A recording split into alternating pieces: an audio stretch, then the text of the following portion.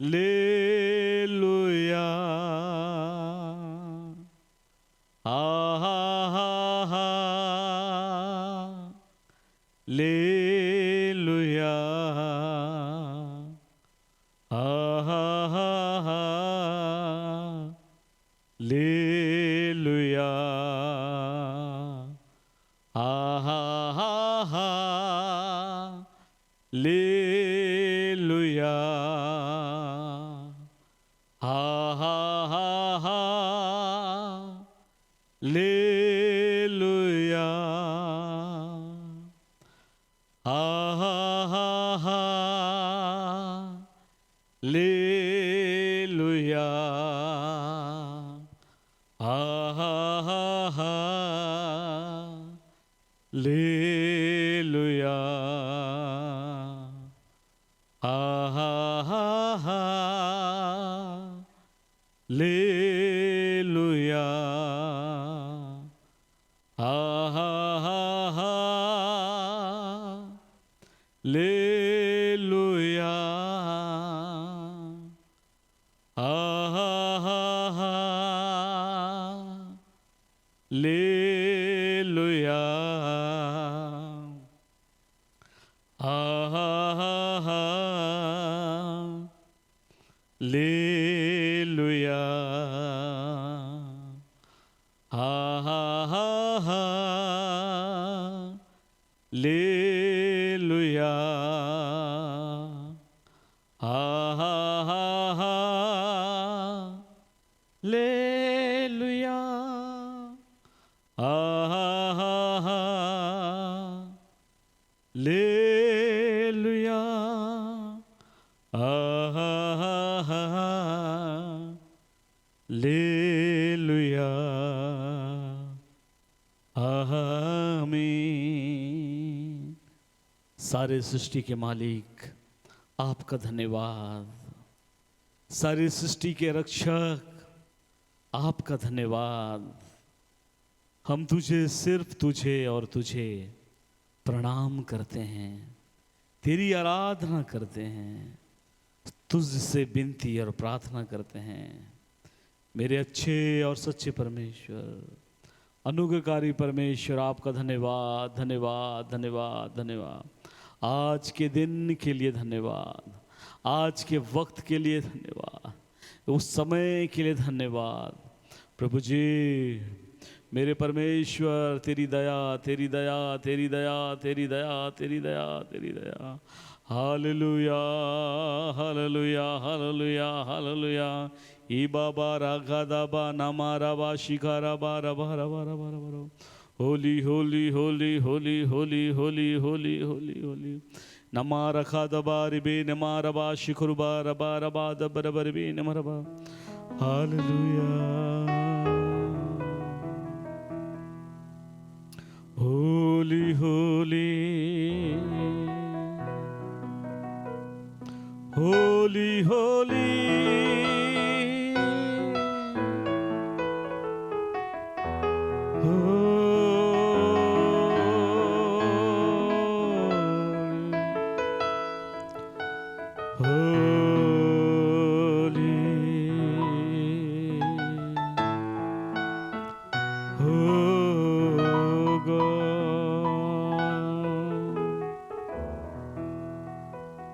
प्रभु जी, हम आपको धन्यवाद करते हैं, धन्यवाद और धन्यवाद और धन्यवाद और धन्यवाद देते हैं प्यारे प्रभु जी। राजाओं के राजा, प्रभु के प्रभु, शिखर बर बर बर बर बर बर बा नमारा बाद कर बर बेन मेरे बर बर बर। यहोवा यहोवा,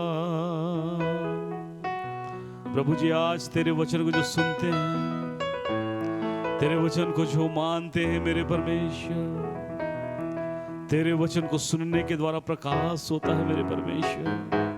उस प्रकाश से प्रभु भर देना मेरे परमेश्वर। यहोवा यहोवा यहोवा यहोवा। ई बाबा राबाना मारा बर बर बर बर बेश बर बर बर बर। Hallelujah hallelujah hallelujah. मेरे परमेश्वर, हम आपको धन्यवाद देते हैं आपका शुक्रगुजार करते हैं इस सुंदर समय के लिए, सुंदर दिन के लिए, इस वक्त के लिए प्रभु जो आपने हमें दिया है। कितने ऐसे लोग हैं जो इस दिन को, इस समय को नहीं देख पाए हैं मेरे परमेश्वर। ओ प्रभु जी, हम प्रार्थना करते हैं शिव राजा, आज के दिन प्रभु तो अपनी सामत से भर दीजिएगा। ओ प्रभु, तेरे बच्चे तुझसे बातचीत कर सके पिता परमेश्वर, तेरे बच्चे तुझसे बातचीत कर सके पिता परमेश्वर। ही बारा खदबा नमारा बारा बारा बाशिरा बरबा। Hallelujah hallelujah hallelujah hallelujah. जिस चीज़ की आशा है प्यारे प्रभु तेरे भक्तों को, तेरे विश्वासी गणों को प्रभु जी, उन्हें मामूर करिए प्रभु इन सारी चीज़ों से राजा। ओ कभी किसी भलुस्ती की घटी और कमी ना होने पाए। ओ प्रभु जी, अपने आत्मिक जीवन में प्रभु आशीषित और आशीषित हो सके। हम आपको धन्यवाद और धन्यवाद और धन्यवाद देते हैं। सब बातों में आपको महिमा और आदर देते हैं। विनती को मसीह यीशु के नाम से मांगते हैं, आमीन आमीन आमीन आमीन आमीन। हालेलुया। आइए हम परमेश्वर की महिमा करें और परमेश्वर की तारीफ करें, प्रशंसा करें आज इस दिन के लिए जो परमेश्वर ने हमें दिया है। हर श्वास जो चल रही है उसी की देन है। हमारी धड़कनें जो हैं आज भी विद्यमान हैं, उसी की देन है। आज हम जीवित पाए जाते हैं, उसी की दया है, उसी की मर्जी है।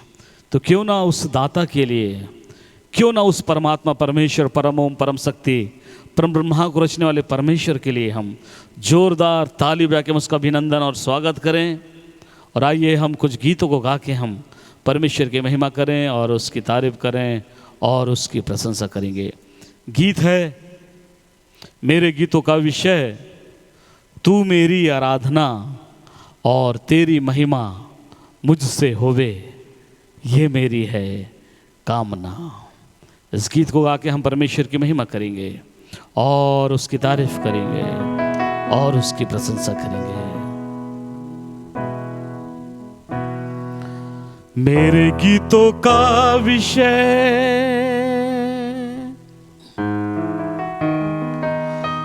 तू मेरी आराधना,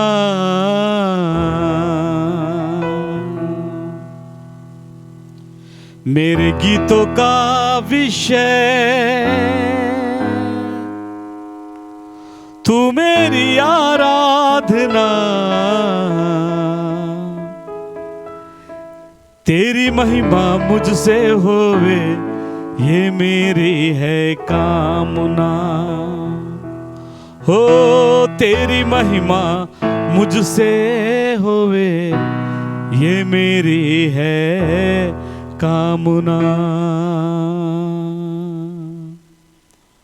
मेरे गीतों का विषय तू मेरी आराधना, मेरे गीतों का विषय तू मेरी आराधना, तेरी महिमा मुझसे होवे, ये मेरी है कामना। तेरी महिमा मुझसे होवे, ये मेरी है कामना। मेरे गीतों का विषय तू मेरी आराधना, मेरे गीतों का विषय तू मेरी आराधना, तेरी महिमा मुझसे होवे, ये मेरी है कामना। हो तेरी महिमा मुझसे होवे, ये मेरी है कामना। मेरे गीतों का विषय तुझको मैंने मेरे प्रभु जी जब से पाया है, तेरे अनोखे प्रेम के आगे शीस झुकाया है। तुझको मैंने मेरे प्रभु जी जब से पाया है, तेरे अनोखे प्रेम के आगे शीस झुकाया है। तेरी महिमा गाने को जो साज उठाया है, गीत नया जीवन में मेरे तब से आया है। जीवन का हर पल अब मेरा तू ही मुझको थामना। जीवन का हर पल अब मेरा तू ही मुझको थामना। तेरी महिमा मुझसे होवे ये मेरी है कामना। तेरी महिमा मुझसे होवे ये मेरी है कामना। मेरे गीतों का विषय तू मेरी आराधना। मेरे गीतों का विषय तू मेरी आराधना। तेरी महिमा मुझसे होवे ये मेरी है कामना। तेरी महिमा मुझसे होवे ये मेरी है कामना। मेरे गीतों का विषय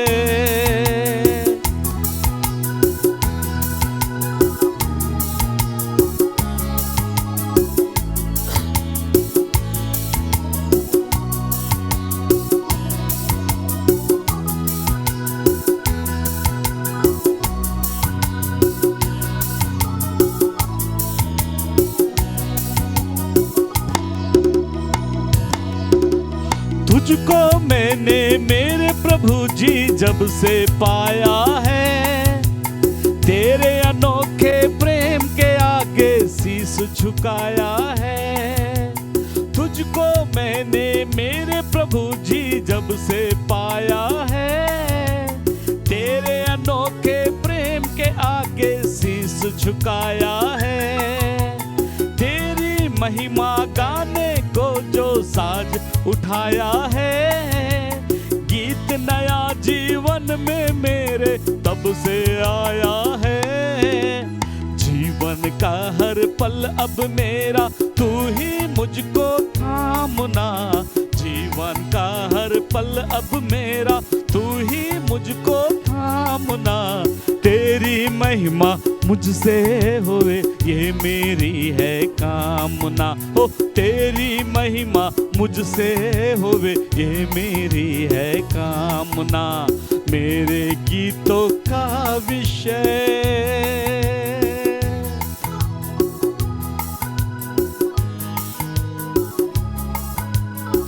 परमेश्वर की महिमा करते रहें तालियों के द्वारा और उसके गीतों में आनंद लेते हुए परमेश्वर की महिमा करें।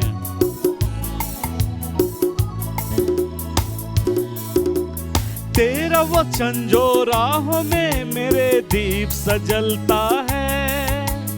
मेरे जीवन का हर पल पहलू उसमें ढलता है। तेरा वचन जो राहों में मेरे दीप सजलता है। मेरे जीवन का हर पल पहलू उसमें ढलता है। तेरे वचन के द्वारा मुझको साहस मिलता है। वो तो कभी ना भटकेगा जो उन पर चलता है। तेरे वचन को थामे रहूं ये मेरी है साधना। तेरे वचन को थामे रहूं ये मेरी है साधना। तेरी महिमा मुझसे होवे ये मेरी है कामना। ओ तेरी महिमा मुझसे होवे ये मेरी है कामना। मेरे गीतों का विषय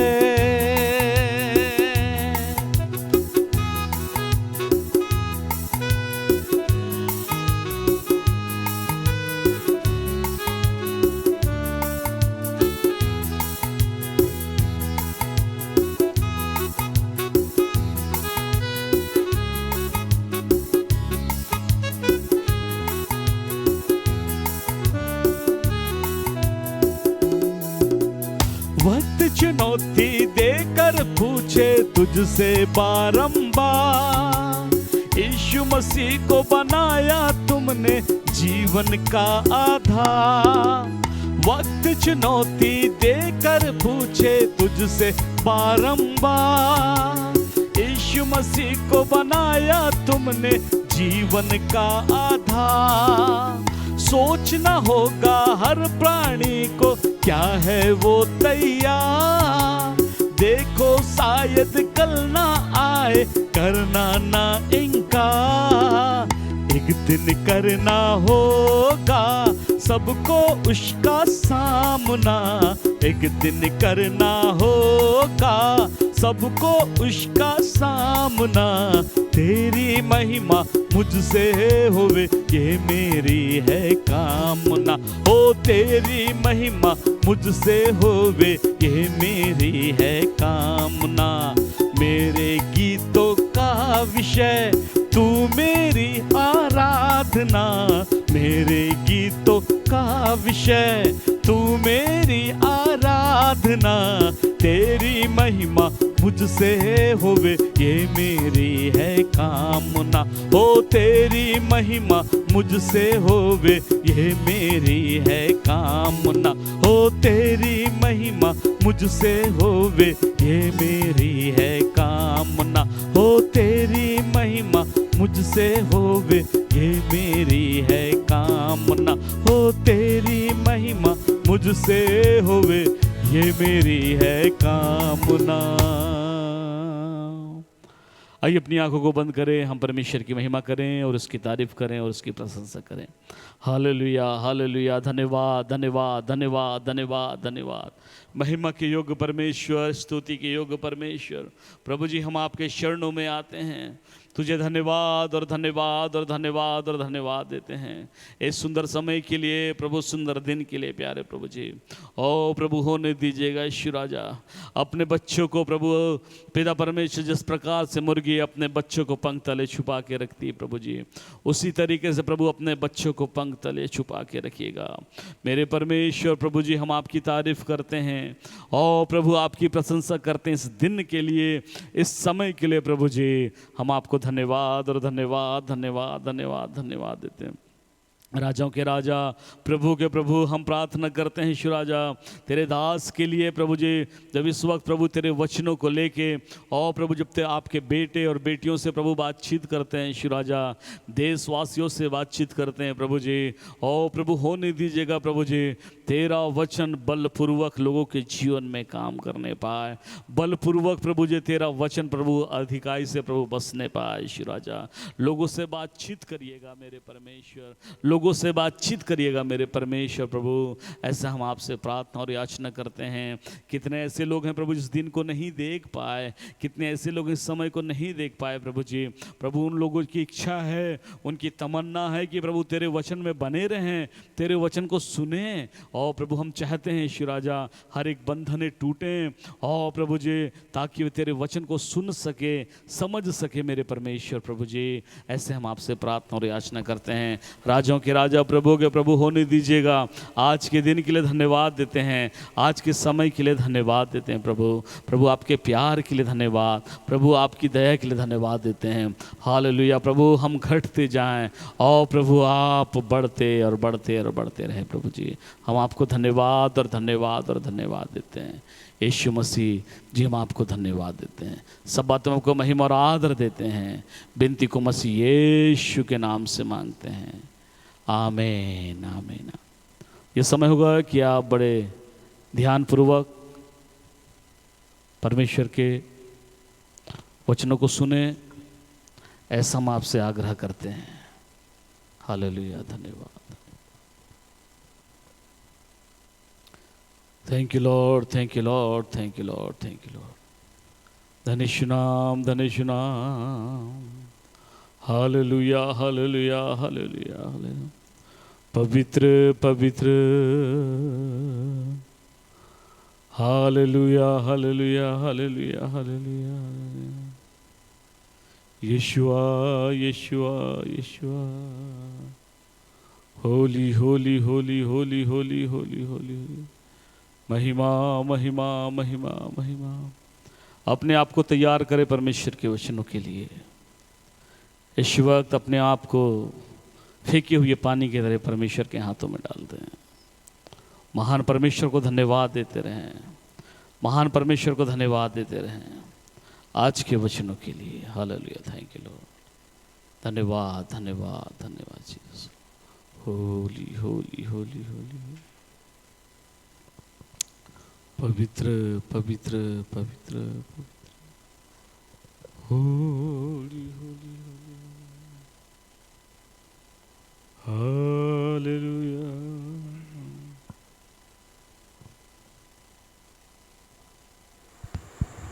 Jesus.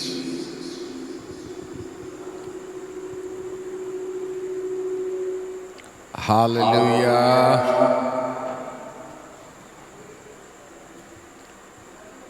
प्रभु परमेश्वर को धन्यवाद देते हैं, उसकी आराधना करते हैं कि परमेश्वर पिता ने आज हम सबको ये विशेष अनुग्रह दिया है कि एक बार फिर उसके भवन में, अर्थात आप जहाँ कहीं हैं, बाइबल कहती है जहाँ 2 या 3 मेरे नाम से इकट्ठे होते हैं, मैं उनके बीच में रहता हूँ। और आज आपका परिवार वो भवन है जिसमें प्रभु की उपस्थिति है। और बाइबल हमें ये भी बताती है कि जहाँ कहीं आत्मा है वहाँ स्वतंत्रता है। और जब आप यहाँ पर परमेश्वर का वचन सुनने और सीखने के लिए अपने परिवार के साथ इकट्ठे हैं, इसी समय परमेश्वर की मधुर उपस्थिति आपके बीच में है और उसकी उपस्थिति ही आपकी ज़िंदगी के छुटकारे का कारण है। और इसी समय से आप लगातार अपने जीवन के अंदर छुटकारे की कल्पना करते रहिए। आज शनिवार है और शनिवार के दिन हम चंगाई और छुटकारे की सभा चलाते हैं। और ये वक्त होता है जब बहुसंख्यक लोगों के लिए बीमारों के लिए प्रार्थना की जाती है और प्रभु उन्हें छुटकारा देते हैं। और इससे पहले कि हम आपके लिए प्रार्थना करें, और आज हम आपसे निवेदन करते हैं कि परमेश्वर के वचन को पहले चिंतन करना है, मनन करना है, एंड देन फिर इसके बाद हम कुछ समय आपके लिए प्रार्थना में गुजारेंगे। हमारी उम्मीद है कि आप समस्त लोग यहाँ उपस्थित हैं। हम एक बार डिस्प्ले में अपने स्कूल ऑफ पावर मिनिस्ट्री के प्रशिक्षणार्थियों को देख लें। कृपया आप हमको डिस्प्ले में दिखा दीजिएगा, क्योंकि आज थोड़ा विलम्ब हो गया है, क्योंकि नेट हमारा चला जाने से हमने थोड़ा विलम्ब से इस काम को शुरू किया है। परंतु आप जहाँ कहीं भी हैं, प्रभु आपको आशीष देवे। आपका हम स्वागत करते हैं और प्रभु परमेश्वर को धन्यवाद। हम बहुत से लोगों को देख रहे हैं, थोड़ा सा स्लाइड आगे कर दीजिएगा। प्रभु परमेश्वर को धन्यवाद। देख ले हमारे साथ कौन कौन जुड़े हुए हैं, थोड़ा आगे पीछे कर दीजिएगा। Praise the Lord, hallelujah. साथ ही साथ ना मात्र जूम में जुड़े हुए लोग हमारे साथ हैं, परंतु हमारे साथ आज यूट्यूब में भी भारी मात्रा में लोग जुड़े हुए हैं और साथ ही साथ फेसबुक में। परमेश्वर पिता आप सबके साथ बना रहे। कुछ समय हम परमेश्वर के वचन में चिंतन करेंगे। और आज छुटकारे की सभा है, इसलिए बहुत साधारण तरीके से किन कारणों से हमारे जीवन पर आशीष रुकी रहती है और किन कारणों से हम आशीष को प्राप्त कर सकते हैं, इस बात के विषय में हमें चिंतन करने की ज़रूरत है। हम पढ़ेंगे आज मत्ती की किताब और उसका 13वां अध्याय और उसका 24वां पद। यहाँ बाइबल हमें बताती है, मत्ती की किताब उसका 13वां अध्याय उसके 24वें पद से एक दृष्टांत प्रभु जी ने इस प्रकार से कहा, और उसने उन्हें एक और दृष्टांत दिया, स्वर्ग का राज्य उस मनुष्य के समान है जिसने अपने खेत में अच्छा बीज बोया। स्वर्ग का राज, the kingdom of heaven. Theology स्वर्ग के राज्य को और परमेश्वर के राज्य को एक ही है ऐसा मानती है, हम भी मानते हैं। The kingdom of God and the kingdom of heaven, kingdom of God and the kingdom of heaven is the same. We believe. परंतु शब्दों के द्वारा यदि चिंतन किया जाए तो परमेश्वर का राज्य और स्वर्ग के राज्य के अंदर अंतर पाया जाता है। यदि आप मत्ती की किताब के 12वें अध्याय में आ जाएं और उसके 28 पद में, book of Matthew chapter 12 and verse 28, तो वहाँ लिखा है, यदि मैं परमेश्वर के आत्मा की सहायता से दुष्ट आत्माओं को निकालता हूँ तो परमेश्वर का राज तुम्हारे पास आ गया है। The kingdom of God. Kingdom of God, परमेश्वर के राज्य का मतलब है दुष्ट आत्माओं का निकाला जाना। अर्थात पवित्र आत्मा के द्वारा जब कभी किसी व्यक्ति के जीवन में वस्तु पर और स्थिति पर स्वर्गीय हस्तक्षेप होता है, the divine encounter according to the word of God through the Holy Spirit over the person, over the things and over the situation. When the miracle happens after the divine encounter, itself is a kingdom of God. जब आप धरती पर शरीर में जिंदा हैं, तब तक जब कभी भी पवित्र आत्मा कोई हस्तक्षेप, इनकाउंटर पवित्र आत्मा के द्वारा वचन के स्केल से करता है, तो जो भी अलौकिक घटनाएं होती हैं उसे परमेश्वर का राज्य कहते हैं। अब यदि स्वर्ग की बात मैं करूं तो स्वर्ग का राज्य होता क्या है? स्वर्ग का राज्य क्या होता है? मैं आपके पास आता हूं तो आप कहेंगे हमारे आदरणीय पासवान साहब आ रहे हैं, doctor, reverend, pastor, whatever you can say. यदि आप कहें हमारे बीच में स्वर्गीय आमोस सिंह जी आ रहे हैं, इसलिए आप सब अपनी अपनी जगह में खड़े हो जाइएगा या उनके लिए ताली बजाइए। आपने हमारे नाम के आगे स्वर्गीय लगा दीजिए, तो दोबारा हम आपके पास आएंगे क्या? अरे तुमने तो जिंदे को स्वर्गीय बना दिया। इसका मतलब है स्वर्ग शब्द किसी व्यक्ति के नाम पर कब लगता है? जब वो मर जाता है तब। अब स्वर्ग गया या नहीं गया उसका टेंशन है, परंतु मृत्यु के बाद ही किसी व्यक्ति के नाम पर स्वर्गीय शब्द का इस्तेमाल किया जाता है। तो स्वर्ग शब्द से ही ऐसा पता चलता है कि बात मृत्यु के बाद की है। यदि हम परमेश्वर के राज्य की बात करें तो यहाँ दुष्ट आत्माओं को निकालने की बात है, चंगाई की बात है, आशीर्वाद की बात है, नौकरी लग जाने की बात है, पवित्र आत्मा पाने की बात है, पवित्र आत्मा के द्वारा उत्पन्न होने वाले 9 प्रकार के अनुभव को प्राप्त करने की बात है। This is the kingdom of God. परंतु किंगडम ऑफ हेवन, उसमें अंतर है। आप खिचड़ी ना बनाइए। थियोलॉजी अपने आप में बिल्कुल ठीक है, परंतु शाब्दिक विश्लेषण के बाद और शाब्दिक विश्लेषण के बाद में भी यदि हम और भी प्रमाणों को बटोरें तो हमें एक नया प्रकाश मिलता है। मृत्यु के पहले स्वर्गीय हस्तक्षेप, मृत्यु के बाद स्वर्गीय हस्तक्षेप।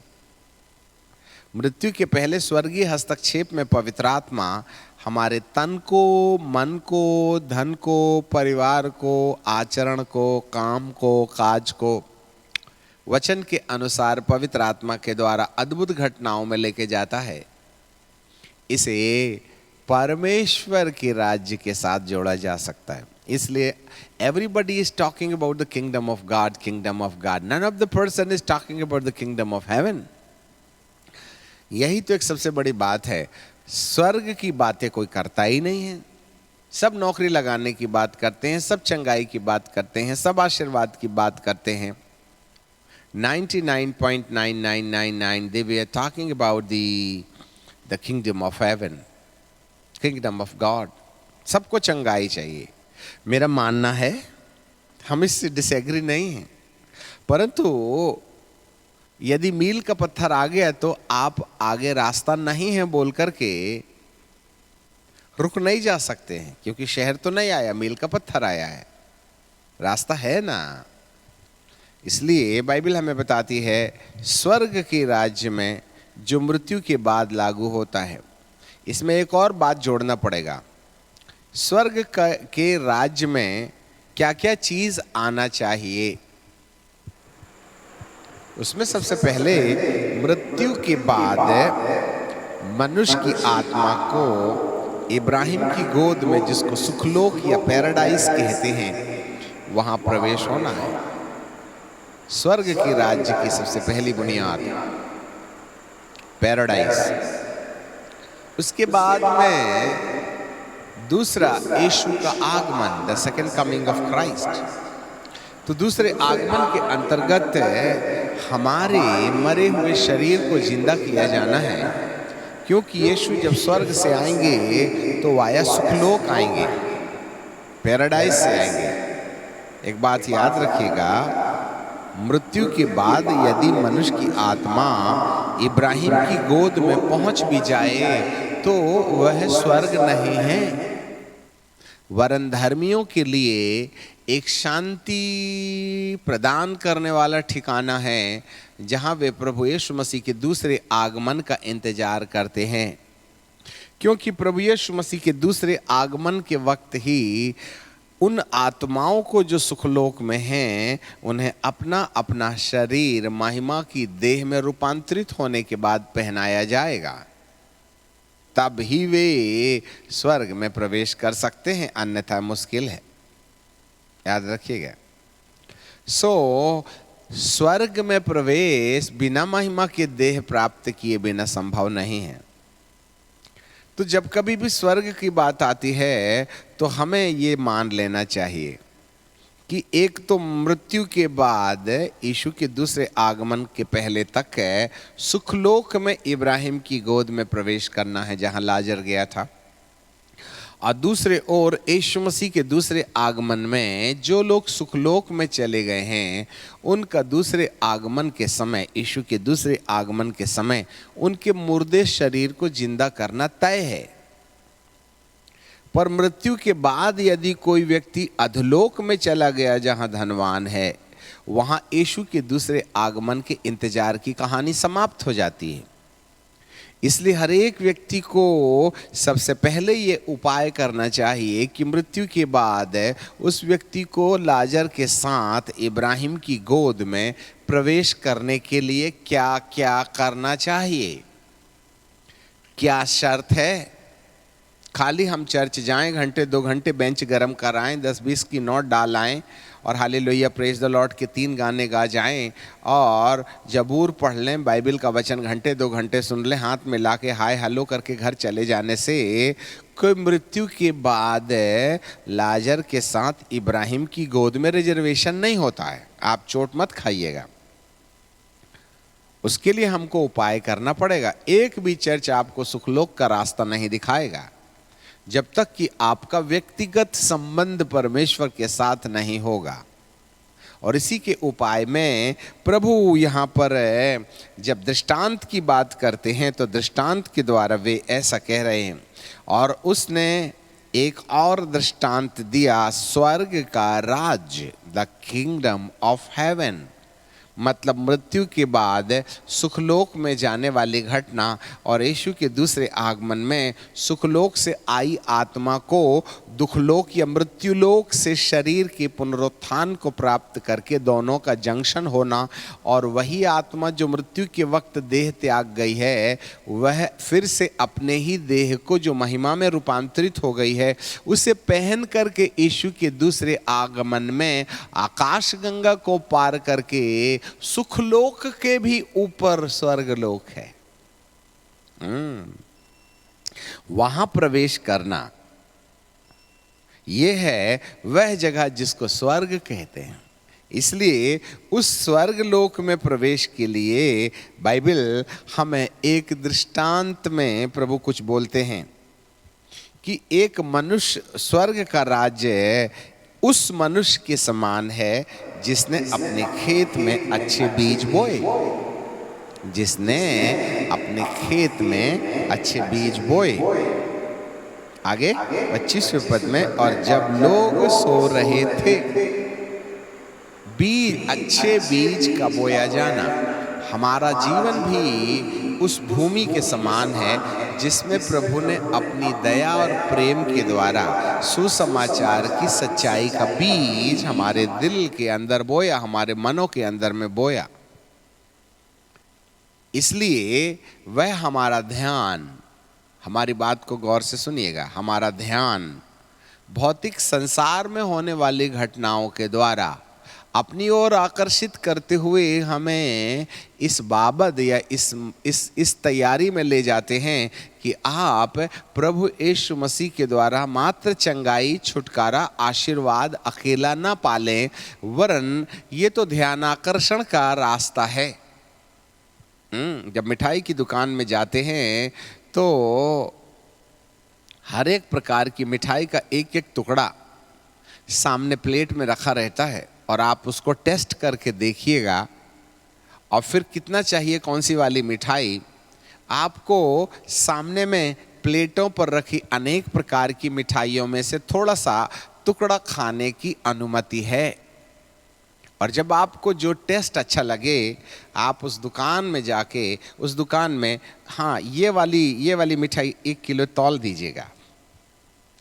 कुछ अद्भुत काम हमारे जीवन पर मिठाई जो कांच के बर्तन के अंदर रखी है, उसके सामने एक एक प्लेट में एक एक मिठाई का टुकड़ा है, उसमें से थोड़ा सा टुकड़ा तोड़ करके आप टेस्ट कर सकते हैं। ऐसा ही कुछ चिन्ह और चमत्कार परमेश्वर के राज्य का टेस्ट करने वाला एक छोटा सा टुकड़ा है। जब आपको 11 नंबर वाली मिठाई का पसंद आ जाए तो आप कहेंगे कैसे किलो है। तब आपको यदि ज़्यादा ही पसंद आ गया है और भाव पट रहा है तो हम कहेंगे 1 किलो दे दीजिएगा, आधा किलो दे दीजिएगा, 200 ग्राम दे दीजिएगा, 3 किलो दे दीजिएगा, 5 किलो दे दीजिएगा।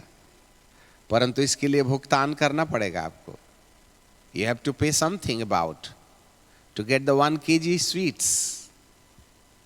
परंतु ये जो टुकड़ा है ना, उसके लिए कोई कीमत नहीं है, वो फ्री ऑफ कॉस्ट है। ऐसे ही प्रभु के द्वारा हमारे तन के अंदर होने वाले छुटकारे की जो सेवा है वो फ्री ऑफ कॉस्ट है, फ्री में दी जाने वाली। आप दारू भी पीते रहिए, हम प्रार्थना करेंगे तो चंगाई मिल जाएगी। पत्नी को भी पीटते रहिए तो भी आपका भक्तों की प्रार्थना से कैंसर ठीक हो जाएगा।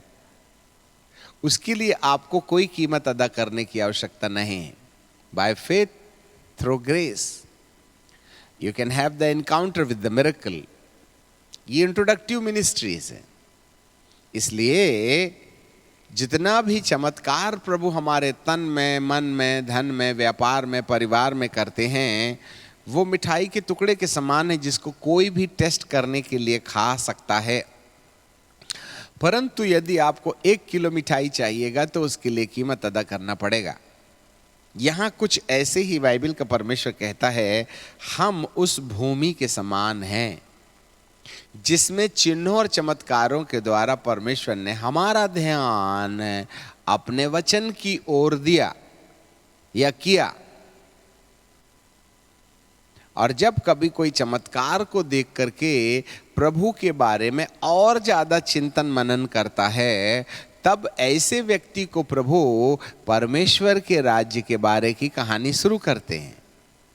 चंगाई में सुसमाचार है, परंतु जब परमेश्वर के राज्य में प्रवेश करने की बात आती है तो यहाँ प्रचार से हट करके शिक्षा की आवश्यकता है। There is a difference between the preaching and the teaching. Preaching जो होती है, प्रचार जो होता है, चमत्कार को आपके अंदर पैदा करने की मनसा में हम आपको प्रोत्साहन के शब्द कहते हैं। परमेश्वर बड़ा दयालु है, वो आपको प्यार करता है, वो आपके लिए मारा गया है, आपके लिए गाड़ा गया है, चिंता मत करो। इस प्रकार की इनकरेजिव वर्ड्स जिसमें प्रेरणा है, प्रकाशन है, जिसमें प्रोत्साहन है, और आप आनंद फानन में प्रभु के पास चमत्कार की दृष्टि से देखना शुरू कर देते हैं। This is the preaching. कि उसने क्यों तुम्हें चंगाई दिया? क्योंकि उसने पीठ पर मार खाए हैं। क्यों उद्धार दिया? क्योंकि क्रूस पर अपनी जान दिया है। वह मुर्दों में से जी उठा है। ये वाली जो कहानियां हैं ये ग्रास रूट लेवल प्रीचिंग्स हैं, जिसके द्वारा चमत्कार और चमत्कार के द्वारा आपका ध्यान परमेश्वर की ओर केंद्रित किया जाता है, जिससे कि आप प्रभु की बात सुनने के लिए तैयार हो जाएं। और जब कभी भी कोई व्यक्ति प्रभु की बात और आगे सुनना पसंद करता है, तब उसके जीवन में प्रभु की वाणी सुनाई जाती है। मेरा प्रभु आपसे किस प्रकार की उम्मीद करता है, यदि आप वैसा कीजिएगा तो वह तुम्हें अनंत जीवन देगा, तुम्हें मृत्यु के बाद सुखलोक देगा, दूसरे आगमन के वक्त महिमा की देह देगा, और आप आकाश गंगा के ऊपर उठाए जाएंगे। जहां उद्धार करता रहते हैं वहां तुम भी रहिएगा। ये वाली सच्चाई जो है सेकंड ट्रिप में आती है, सेकंड स्टेप में आती है।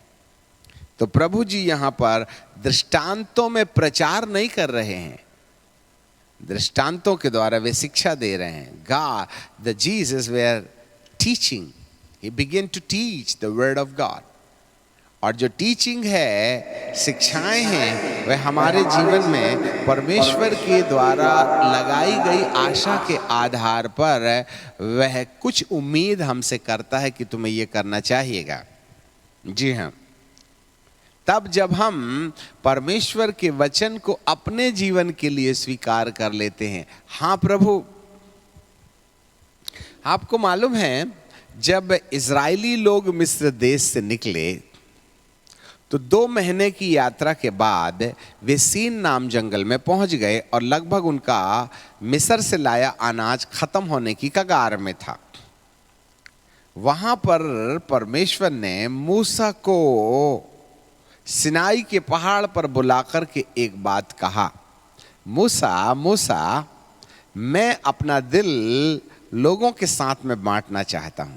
मैंने उन्हें निकाल तो लिया, समुद्र फाड़ के वे यहां आ गए हैं, और मैं उनके आगे आगे आग का खंबा बन के उनकी अगवानी करता हूं, और मिस्री सेना को मैंने आग के खंबे के आधार पर उन्हें समुद्र में डुबो दिया। अब तुम अपने मर्जी से अपना जीवन यापन कर सकते हो, ठीक है।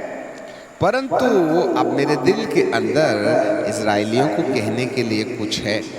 क्या? यदि तुम्हें मेरा महिमा युक्त आमना सामना करना है, if you are expecting the divine encounter in your personal life, that means you have to do something about.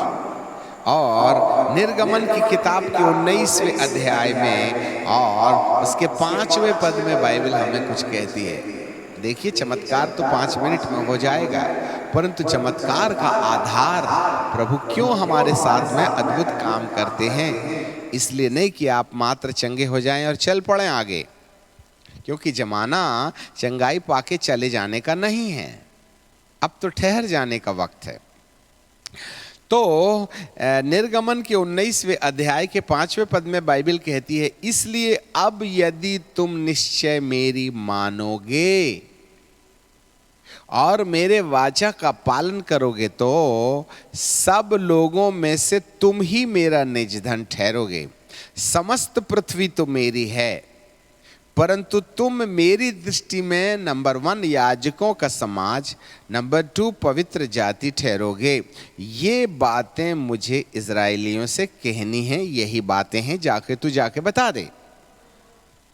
परमेश्वर से आवाज सुनने के बाद मूसा बाबा इजराइलियों के पास गए और जाकर के कहने लगे कि परमेश्वर इस प्रकार की उम्मीद तुमसे करता है।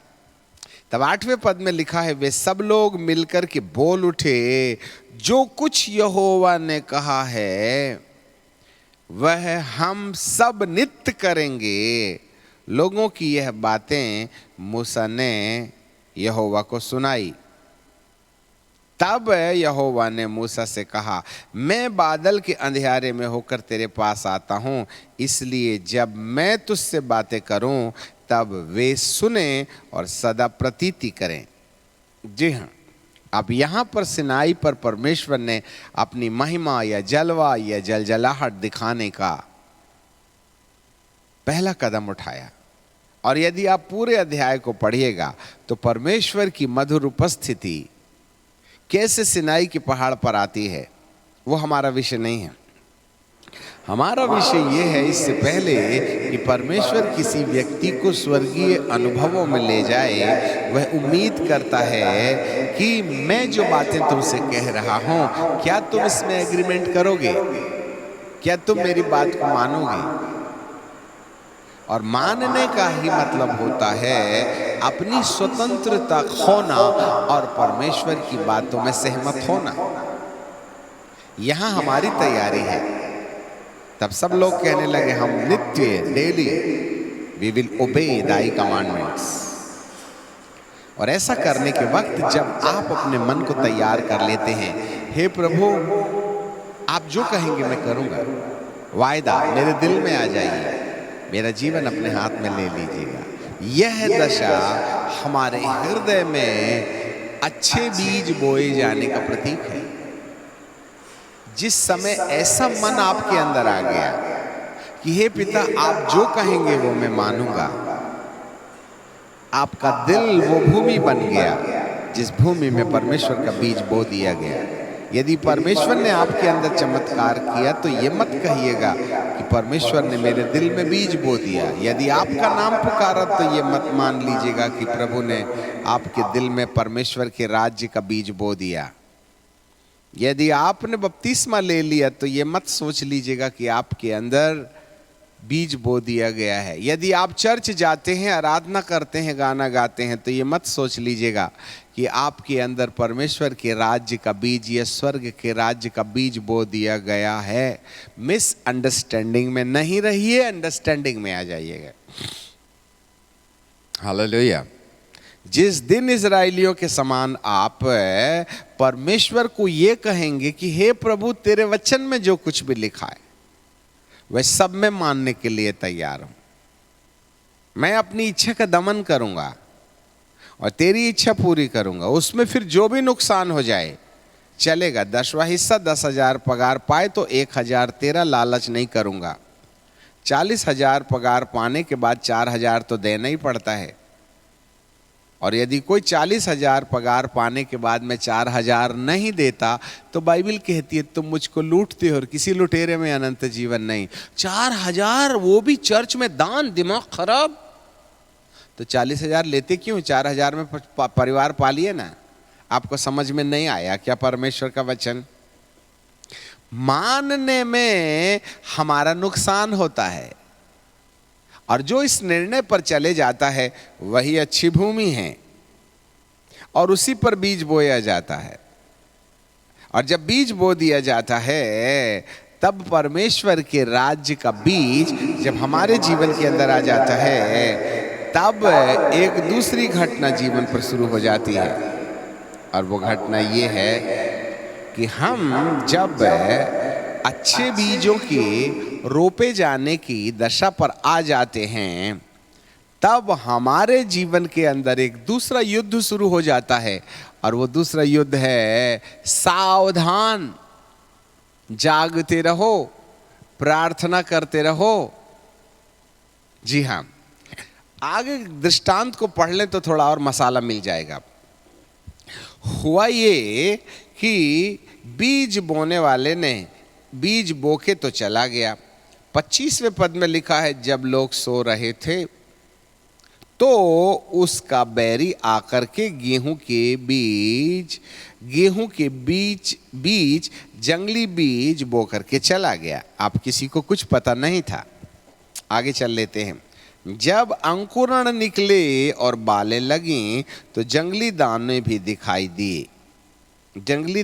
दिखाई दिए।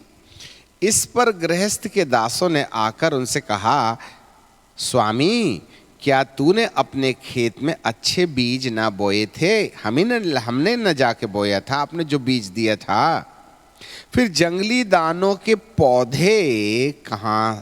पौधे उसमें कहां से आए? उसने उनसे कहा, यह किसी बैरी का काम है। दासों ने उनसे कहा, क्या तेरी इच्छा है हम जाकर उन्हें बटोर लें जंगली पौधों को। उसने कहा ऐसा नहीं, नहीं तो जंगली दानों के पौधे बटोरते समय गेहूं भी उखाड़ लो।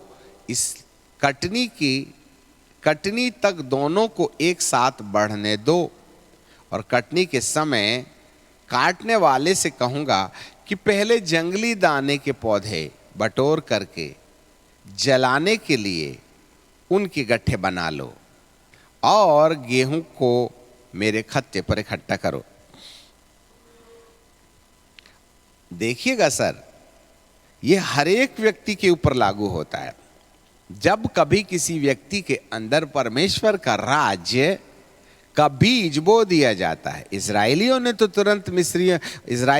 तुरंत मूसा की बात सुन करके ये एग्रीमेंट दे दिया कि हम जो कुछ भी तू कहेगा हम तेरी बात मानेंगे।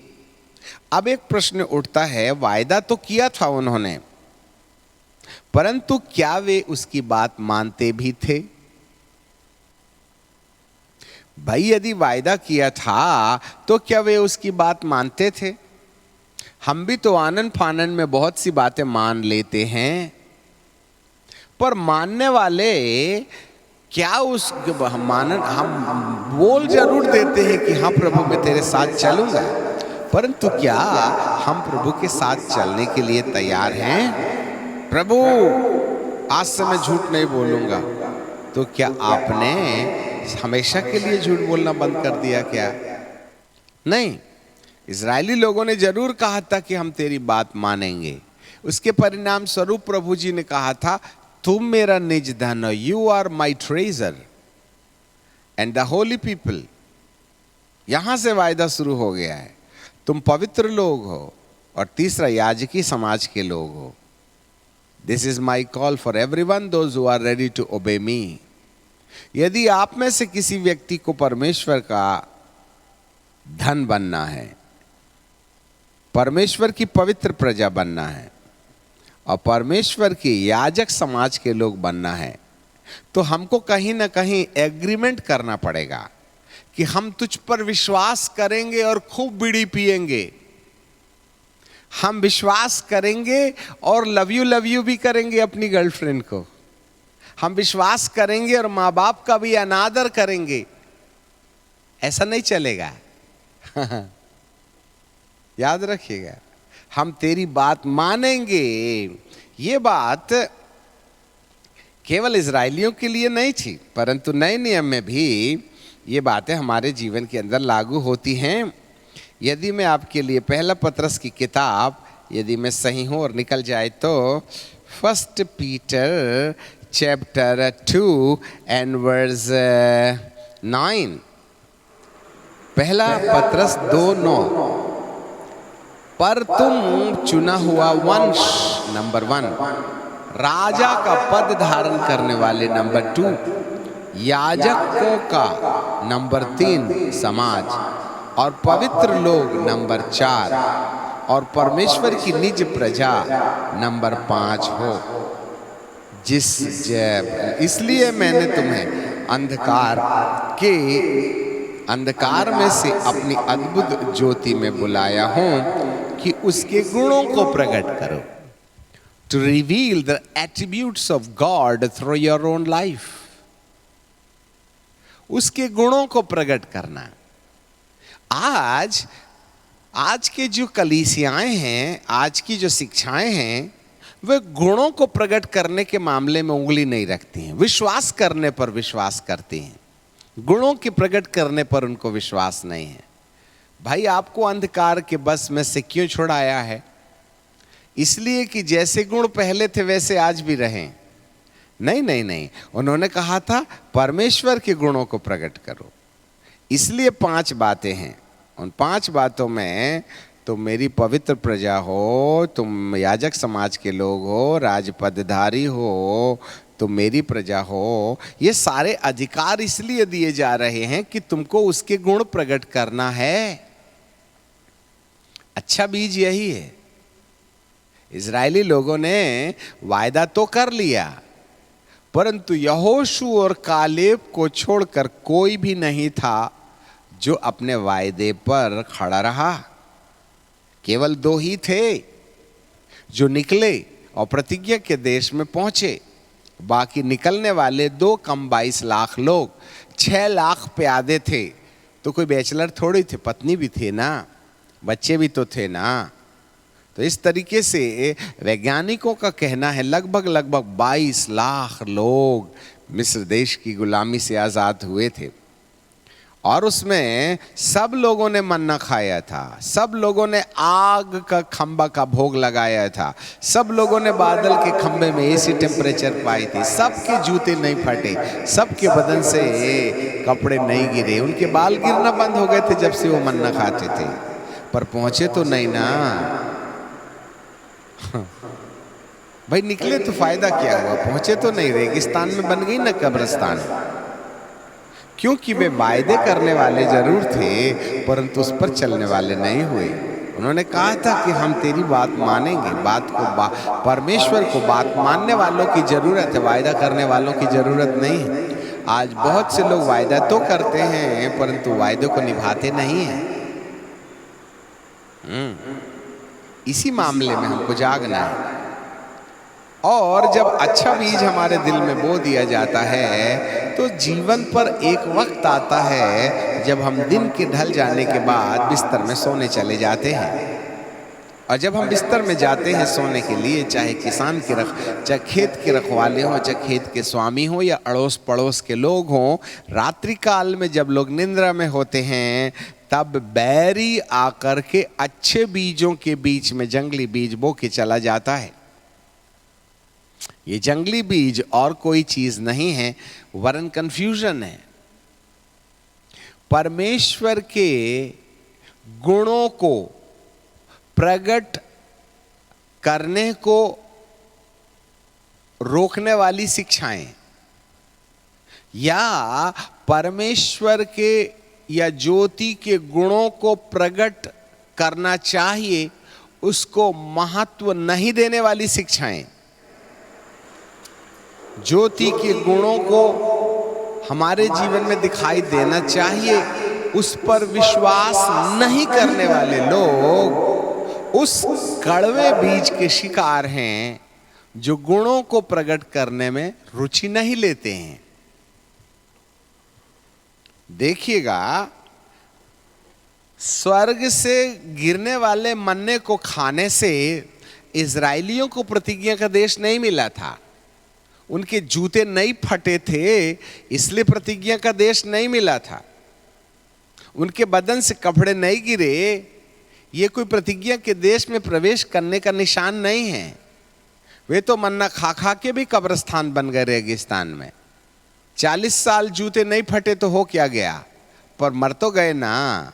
40 साल आग के खंबे में गर्मी पाई रात के समय, बिजली बिल तो नहीं ना आया है।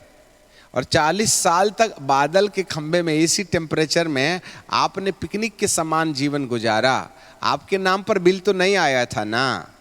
फिर भी तो आप प्रतिज्ञा के देश में नहीं गए भाईजान। क्यों? क्योंकि जो बात परमेश्वर ने उम्मीद की थी, क्या तुम मेरी बात मानोगे, उसी के आधार पर है ऊपर का ताला खोलने की चाबी। और आज माने जाने की कहानी कोई नहीं बताता, सिर्फ विश्वास करने की कहानी बताई जाती है। मेरा मतलब ये नहीं है कि विश्वास करना छोड़ दीजिएगा मानने के लिए। कई बार लोगों को हमारी शिक्षाओं पर मिसअंडरस्टैंडिंग हो जाती है। सर, विश्वास के बारे में आप बताइए, क्या मानने की बात करते हो? तो जो मानने की बात है, क्या मैंने बालाघाट में बाइबल में छाप के आपके घर में भेजा हूं?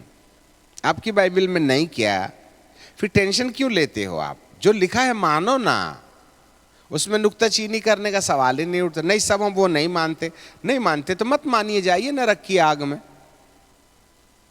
मन्ना खा के भी तो नहीं न गए थे इजरायली लोग प्रतिज्ञा के देश में, आप भी नहीं पहुंचिएगा। चुनाव तो आपके पास है, जीवन और मरण आपके पास है, आशीष और श्राप आपके पास है। चलिए सर, मैं आपको दबाव नहीं देना चाहते हैं। जब लोग सो रहे थे तब दुष्ट ने आकर के जंगली बीज बो दिया। एक बात याद रखिए, एटीट्यूड्स, गुण, यदि गुणों को बाईपास किया मसीह समुदाय ने, तो हम कहीं ना कहीं जंगली पौधे, जंगली बीजों के संपर्क में चले गए, जंगली बीजों के समान गलत शिक्षाओं के चक्कर में चले गए। अब आप कहेंगे सर आप होते कौन हो गलत शिक्षा बोलने वाले? हमारा लालन पालन यही हुआ था। भाई पतरस को प्रभु यीशु मसीह ने बोला ना, मैं तुझको मछली का पकड़ने वाला, जितनी मछली तूने पकड़ी ना उससे ज्यादा मैं तुझको आदमी का पकड़ने वाला बनाऊंगा। ठीक है, इसके बाद में प्रभु ने कहा कि मैं तुझे मछली का, आदमियों को पकड़ने वाला मछुआरा बनाऊंगा, तो उसके लिए तुझको जाल भी तो देना पड़ेगा ना। तो जाल देने के लिए मुझे तैयारी करनी पड़ेगी। क्या? रूपांतर के पहाड़ में से आने के बाद प्रभु जी ने कहा कि जब एलिया और मूसा यीशु के साथ बातचीत कर रहे थे, तब एलिया और मूसा ने एक नया संदेश उनको दिया कि तुझे मरना होगा, तू गाड़ा जाएगा, दुख उठाएगा, मुर्दों में से जी उठेगा और पिता के पास जाएगा और वहां से अपनी जगह में पवित्र आत्मा को भेज देगा, जिससे कि तेरे नाम के द्वारा पवित्र आत्मा के रास्ते वही होगा जो तू धरती पर रहते हुए करता है। ये पूरी बाइबल जो है एलिया मूसा सिखा गए थे। पतरस को ये बात समझ में नहीं आई। जब यीशु ने कहा मैं दुख उठाऊंगा, गाड़ा जाऊंगा, मारा जाऊंगा, तो पतरस तत्काल एकांत में ले जाके यीशु को झिड़कने लगा और कहने लगा गुरुजी मरने वरने की बात करने का नहीं। तो प्रभु यीशु मसीह ने झुक करके कहा हे शैतान। तो क्या पतरस शैतान था क्या? हे प्रभु 2 ट्रक मछली छोड़ा था, शैतान की डिग्री देता मेरे को? बोले बुद्धि लगाएगा तो यही डिग्री मिलेगी। जो लोग बाइबल का अनुवाद अपने दिमाग से करते हैं उनको यही डिग्री मिलने वाली है। आप अपमानित मत होइएगा, इसलिए अपना भेजा लगाना बंद करें। परमेश्वर के वचन के आधार पर पवित्र आत्मा को अपने जीवन में काम करने का अनुग्रह दें, तो हम बुद्धिमानों की लिस्ट में आ सकते हैं, भले हमको अंग्रेजी नहीं आती है। Listen me very carefully. ये जंगली बीज का होना हमारी जिंदगी के अंदर अच्छे पौधों, अब प्रश्न ये उठता है, क्यों बैरी ने जंगली बीज बोए? क्या उसको खेती से जंगली पौधे काटने थे क्या? बैरी अच्छे बीज के बीच में जंगली बीज बोने के द्वारा क्या जंगली बीज की फसल काटने के लिए बोया था क्या? जी नहीं नहीं नहीं, वो जंगली बीज इसलिए नहीं बोया था कि उसको जंगली बीज के पौधे काटने थे। वो जंगली बीज इसलिए बोया था जिससे कि जंगली बीज जल्दी से अंकुरित हो जाएं, जल्दी से पौधे बन जाएं और जमीन की गहराई में अच्छे बीजों के पौधों की जड़ों के अंदर घुस जाएं और जल्दी से ऊपर आकर के अच्छे पौधों को दबा दें और सूरज की रोशनी ना आने दें, उनको हवा भी ना खाने दें और उनके अंदर पीलापन आ जाए। नीचे से भी गरीब बनाओ और ऊपर से भी गरीब बनाओ। नीचे का मसाला तुम खा लेना और ऊपर से रोशनी भी नहीं आने देना, जिससे कि उनका अंत हो जाए। दैट्स वाई दुश्मन जो है जंगली बीज बोना चाहता है। उसको जंगली बीज की फसल काटने से नहीं है, उसको अच्छे बीज की फसल को नाश करने के लिए जंगली बीज बोता है। आप घास बोते नहीं हैं, निंदाई तो करना पड़ता है ना। फसल लगाने के बाद 2 बार हमको उस पौधों में से जंगली पौधे निकालने पड़ते हैं चावल की खेती में, जिसको निंदाई बोलते हैं। इसलिए हर एक जिंदगी को निंदाई की जरूरत होती है। आप कितनी कसम खा लें कि प्रभु मैं तेरे पीछे चलूंगा, पर हो नहीं पाएगा। और हो इसलिए नहीं पाता है क्योंकि बैरी हमारे बीच में अच्छे बीजों के बीच जंगली बीज भी बो देते हैं। याद रखिएगा, इसलिए जागते रहो लिखा है। तो कोई शारीरिक जागना नहीं है। रात भर भी जागते रहिए, दिन भर भी जागते रहिए, तो 60 साल में मरने वाला तो 15 दिन में निपट जाएगा। तो क्या शारीरिक जागने के विषय है क्या? नहीं नहीं नहीं नहीं। अब आगे चलते हैं, जरा देखिएगा। जब सांझ हुई तो उसके चेलों ने आकर के उससे कहा, माफ कीजिएगा, पन्ना पलट गया था। 26वें पद में लिखा है, जब अंकुरण निकले और बालें लगी। अब एक बात बताइए, अंकुरण कब निकलते हैं बीज बोने के कितने दिन के बाद में? 4 दिन, ज्यादा से ज्यादा 1 सप्ताह के बाद। ऐसे तो 2.5-3 दिन में निकल आते हैं, 1 सप्ताह मान लीजिए। आज आपने बीज बोया, 1 हफ्ते के बाद ऐसी पतली पतली पतली पतली पीली पीली पीली पीली नोकें, शूट्स दिखाई देंगे, और थोड़ा ज्यादा हो जाए तो फिर हरा होने लगेगा। ये 1 हफ्ते के बीच बीज बोने के बाद अंकुरण देखे जाते हैं। फिर प्रभु जी ने कहा बालें लगी, तो बालें लगने के लिए कितना समय लगता है बीज बोने के बाद? मान लो 3 महीने में फसल पकने के लिए तैयार हो जाती है, तो लगभग 2.5 महीने के दौरान, 2 से 2.5 महीने के दौरान पौधे पर बालें लगना शुरू हो जाती हैं, दाने भले ना हो। और जो अच्छे किसान होते हैं, कौन सा धान, कौन सा चावल अच्छा है और कौन सा चावल पोंगल है, गंधा वाला है, मुर्दी वाला है, उसको बहुत सफाई से देखा जा सकता है। क्योंकि जो जंगली दाना होता है वह अच्छे वाले चावल से ज्यादा लंबा दिखाई देता है और जल्दी से आ जाता है। जरा गौर कीजिएगा, हमने भी चावल लगाई अपने खेत में, तो हमको हल्का हल्का आइडिया होने लगा है। इधर पौधा तैयार नहीं हुआ कि जंगली पौधे में बाल आ जाती है, और हर चावल के पौधे से वह ऊंचा होता है और जल्दी फल लेता है, इसलिए उसको उखाड़ के फेंकना पड़ता है। हाँ, वो अच्छा वाला दाना नहीं है, नहीं तो बीज खराब हो जाएगा। बीज बोने के 2.5 महीने के बाद बालें निकलती हैं, और किसानों ने अर्थात नौकरों ने जाकर के देखा कि अच्छे पौधों की बालों के बीच में जंगली पौधों की बालें भी दिखाई दे रहे हैं, तो तत्काल वे गए। अब जरा देखिएगा, अंकुरण 3 दिन में और बालें 2.5 महीने में, इतना अंतर है। क्या एक किसान, जरा ध्यान से सुनिएगा, क्या एक किसान जब कभी भी अपने खेत में अच्छा बीज बो के चला जाए और उसके अंकुरण निकल के आए, तो क्या अंकुरण को देख करके जाना जा सकता है क्या यह जंगली पौधे का अंकुरण है और अच्छे पौधे का अंकुरण है?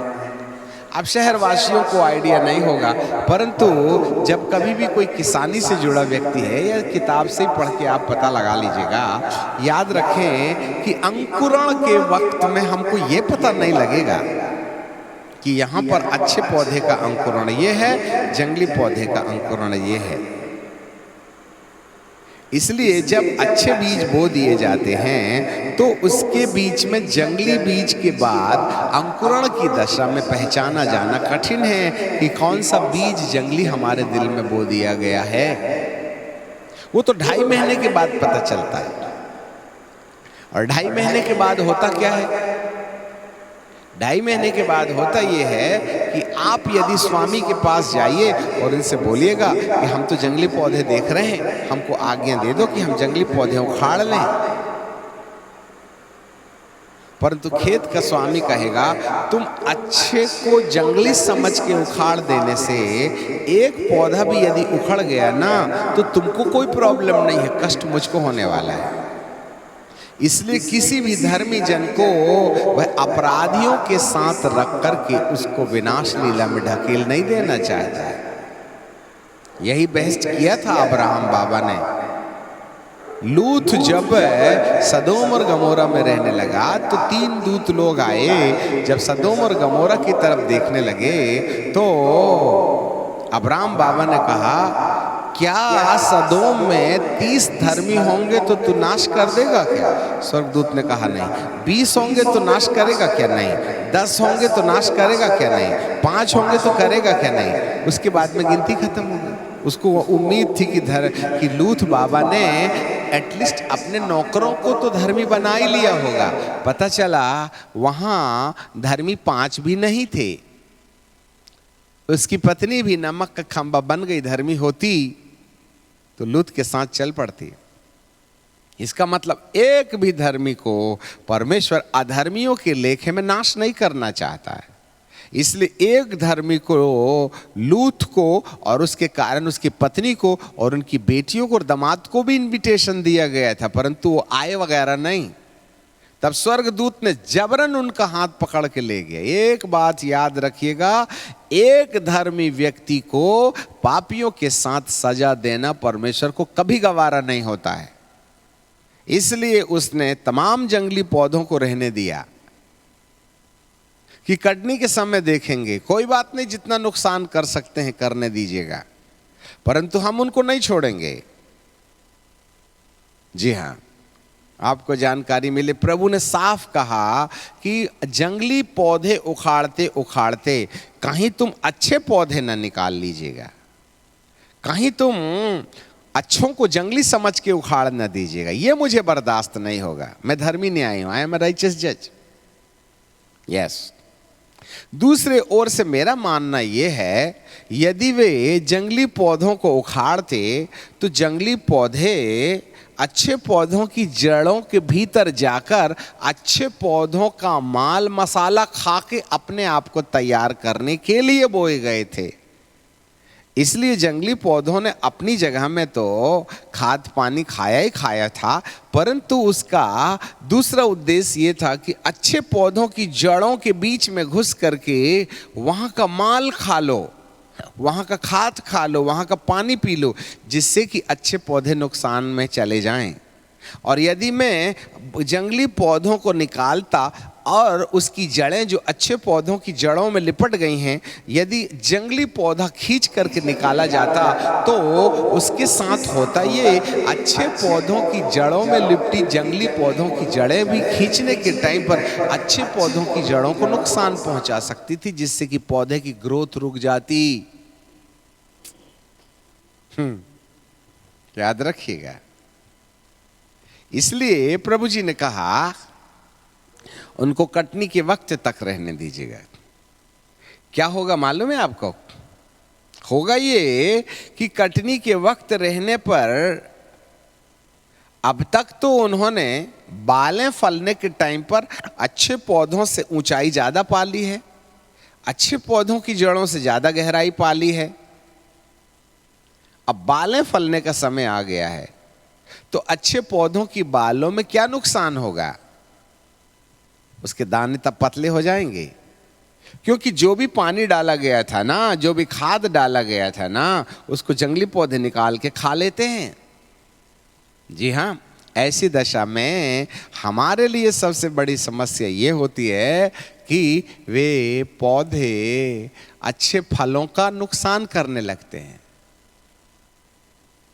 तो कटनी के समय तक नुकसान होता रहेगा। इसका मतलब है फसल जो 60% मिलनी थी 10-20% ही मिलेगी। अच्छे बीज के पौधे कमजोर हो जाएंगे, वो कम फलेंगे, उनके दाने पतले होंगे, उसमें बालों पर कम संख्या में दाने लगेंगे, क्योंकि जंगली वहां है। हमारे आत्मिक जीवन में भी यही होता है। अच्छे पौधों के बीच में दुष्ट जंगली पौधे डाल देता है और हमें ख्याल नहीं रहता है, और बालों के फलने तक हमको मालूम नहीं रहता है। तो कटनी के समय तक वे नुकसान करते रहेंगे। तो प्रभु ने एक संकेत दिया था, अंकुरण निकले। तो अंकुरण निकले, तो अंकुरण निकलने के वक्त हमको कैसे पता चलेगा?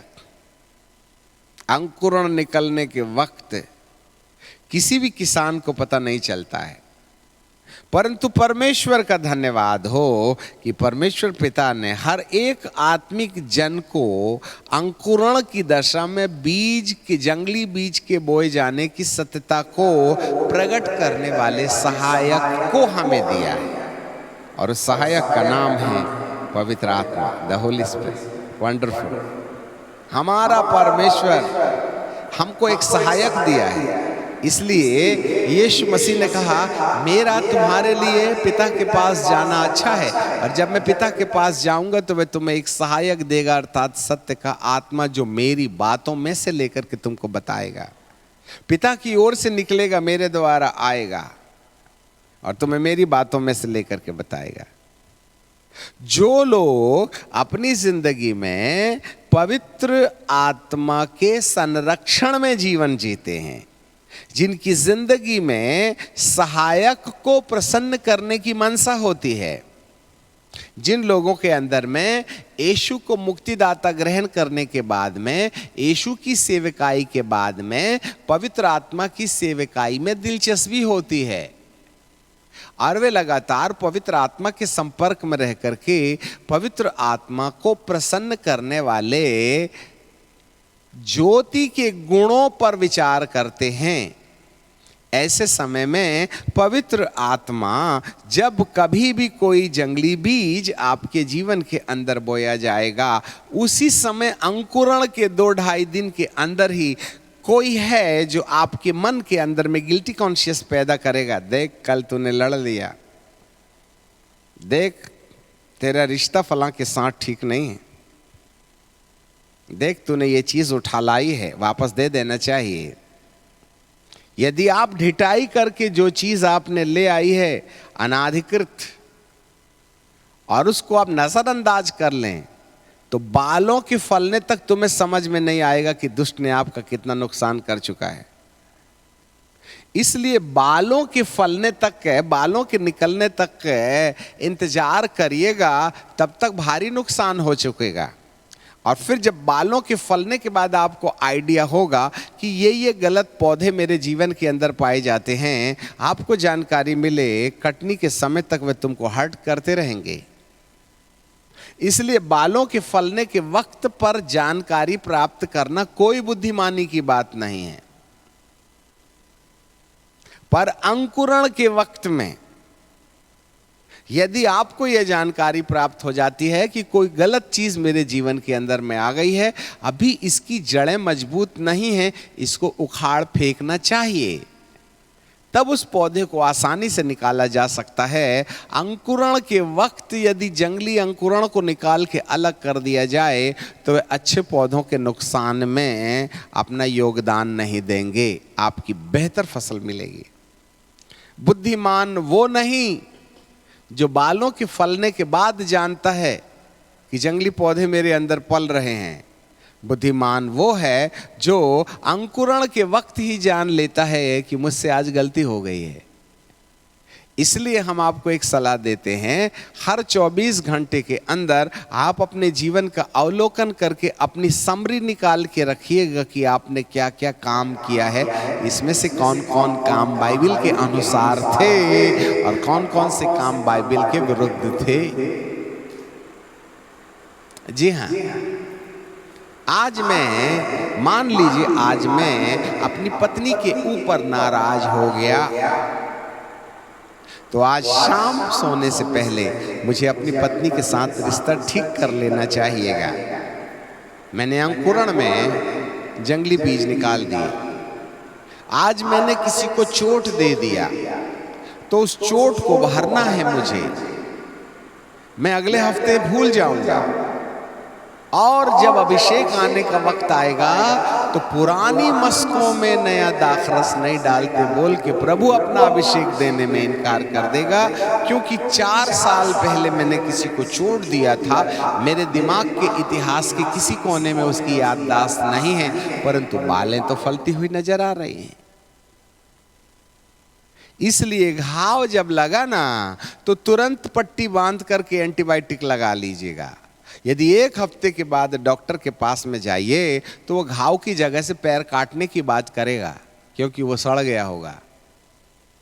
इसलिए बहुत दिन तक रूठा रूठा जीवन ठीक नहीं है। बहुत दिन तक अपनी गलतियों को नहीं जान करके उसको बढ़ते पलते आपके जीवन में अनेक प्रकार की अंधकार की सत्ताओं को आने का रास्ता देने वालों को बुद्धिमानों की लिस्ट पर नहीं रखा जा सकता। भले ही आप साइंस के स्टूडेंट होंगे, भले ही आप बेहतर सोफिस्टिकेटेड लैंग्वेज बोलने वाले होंगे, आपकी सोसाइटी हाई क्लास होगी, परंतु कहीं से भी बुद्धिमानों की लिस्ट पर आपको रखा नहीं जा सकता है। बुद्धिमान तो वो है अंकुरण के वक्त पर उसने अपना आत्मिक नुकसान होने से पहले अंकुरण की दशा में ही उसका इलाज कर दिया, जो जंगली पौधा आपको नुकसान पहुंचाने के लिए बोया गया है।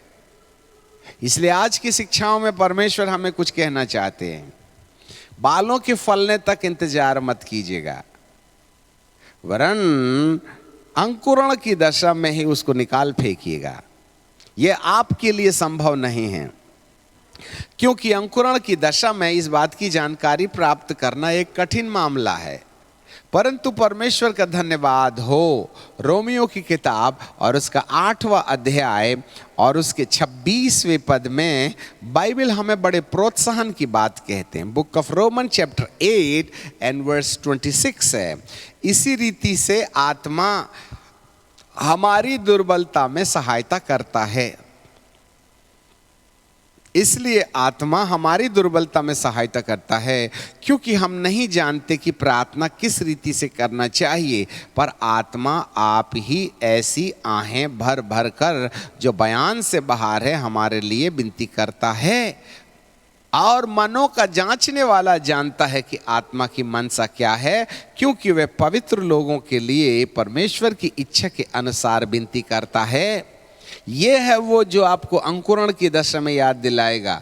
मैं एक बात कहना चाहते हैं, जब कभी भी आप कोई अनरीति करिएगा या बाइबल के खिलाफ कोई काम कीजिएगा, तो आपके अंदर रहने वाला पवित्र आत्मा आपके अंदर गिल्टी कॉन्शियस पैदा करेगा, आपके अंदर बेचैनी अनुभव करेगा, अनुभव करवाएगा। आपका मन तुरंत अशांत सा हो जाएगा। यह संकेत है। आज भारी मात्रा में प्रचारक गिल्टी कॉन्शियस नहीं आने देने की सलाह देते हैं। हमारी बात को कान खोल के हाथी समान सुन लीजिएगा। आज 99% शिक्षाएं मन के अंदर दोषारोपित मन नहीं आना चाहिए उसकी सलाह देते हैं।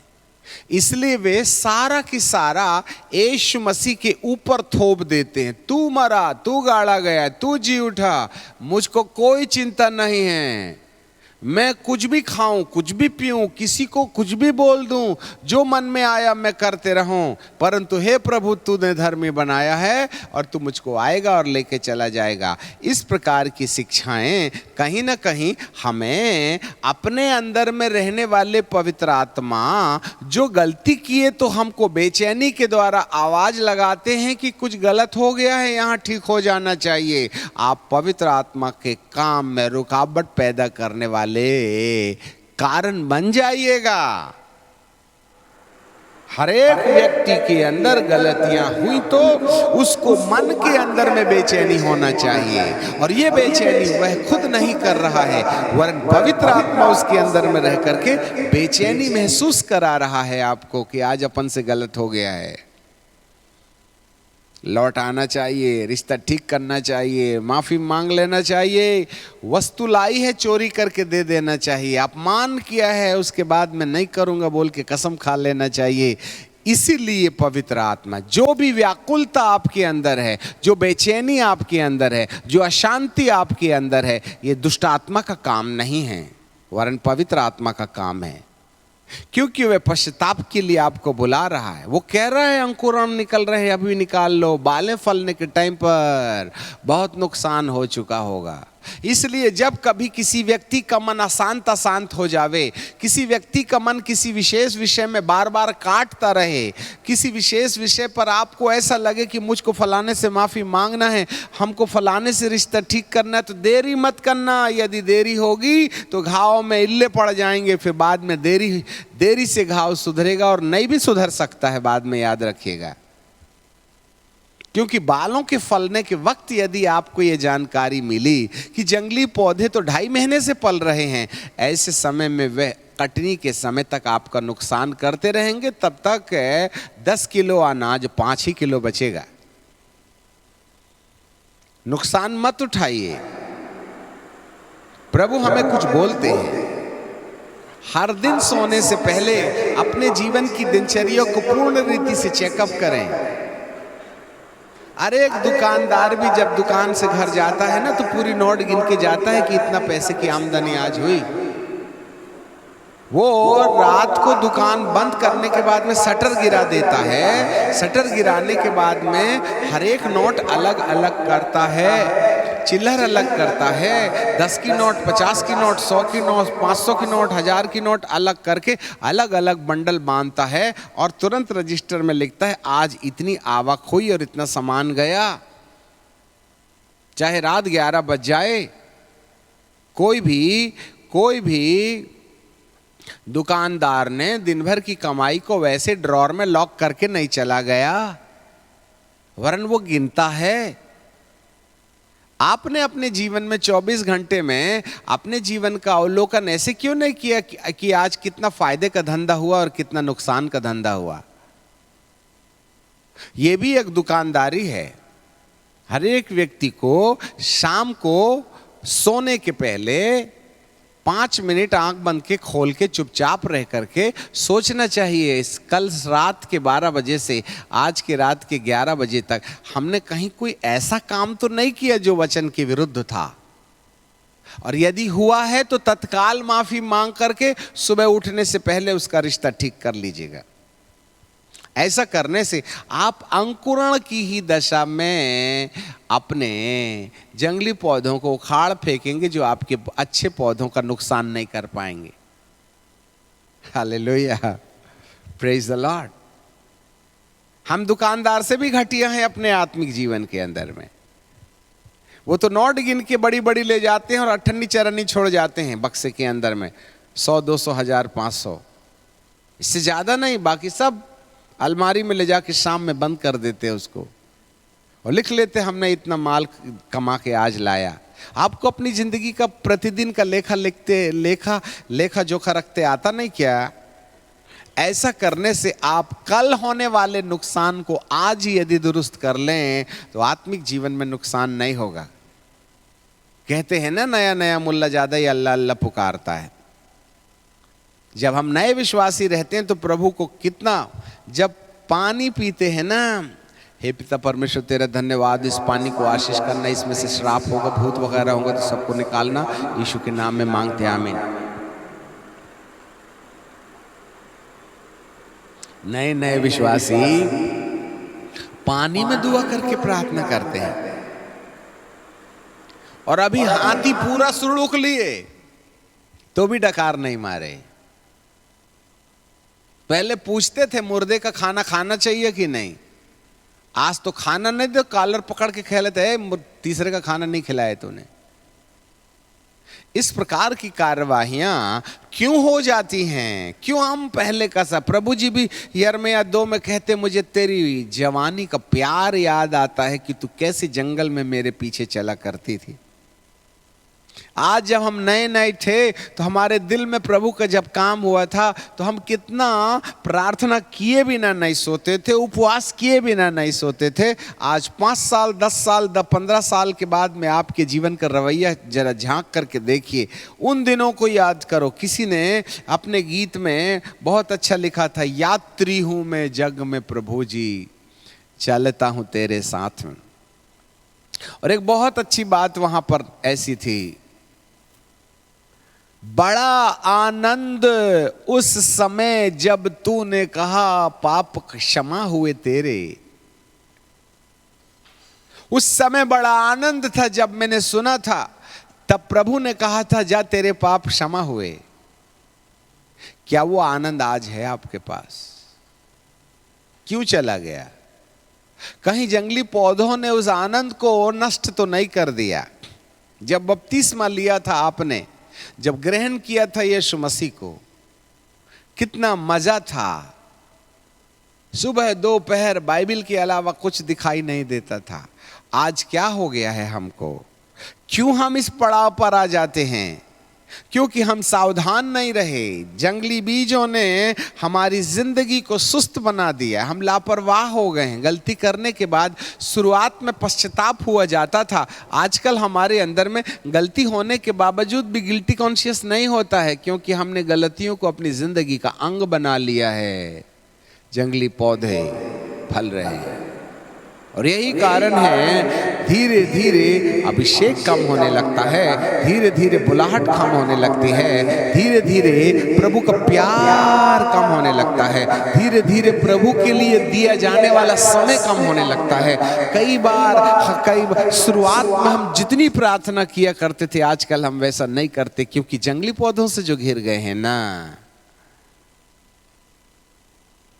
यीशु आने के टाइम पर कहीं ऐसा ना हो कि फसल ही न मिले, इसलिए न जाने क्यों आज प्रभु हमें एक सहायक देने की बात करते हैं।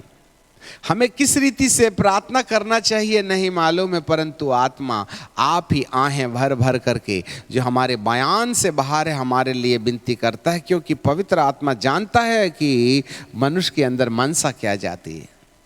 और आज कितने लोग हैं जो पवित्र आत्मा के खिलाफ बात करते हैं। आज कितने लोग हैं जो पवित्र आत्मा को के विषय में जानना सीखना पसंद नहीं करते हैं। आज कितने लोग हैं जो पवित्र आत्मा को घास नहीं देना चाहते हैं। आज एक बात हम कहना चाहते हैं, जिन जिन लोगों का पवित्र आत्मा से अपना कोई संबंध नहीं है, या वे पवित्र आत्मा को जानना नहीं चाहते हैं, या उसको समझना नहीं चाहते हैं, या उसके विरुद्ध बकझक करते हैं, वे लोग होंगे जिनकी जिंदगी में बालों को, जंगली बालों को उनके जीवन के अंदर इनकार नहीं किया जा सकता है। वे कटनी के समय पर जरूर भारी नुकसान उठा चुके होंगे, याद रखिएगा।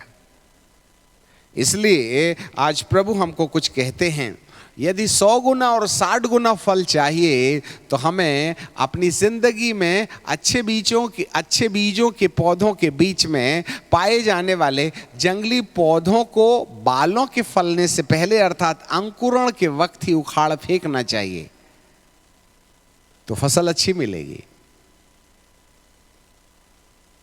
सन 1970 के बाद, सन 1980 में पवित्र आत्मा पाने के बाद, सन 1990 में नौकरी छोड़ने के बाद, अब तक के पड़ाव में हमारी जिंदगी का हौसला अभिषेक के मामले में, सुसमाचार के मामले में, परमेश्वर के वचन की चलने के मामले में थका नहीं।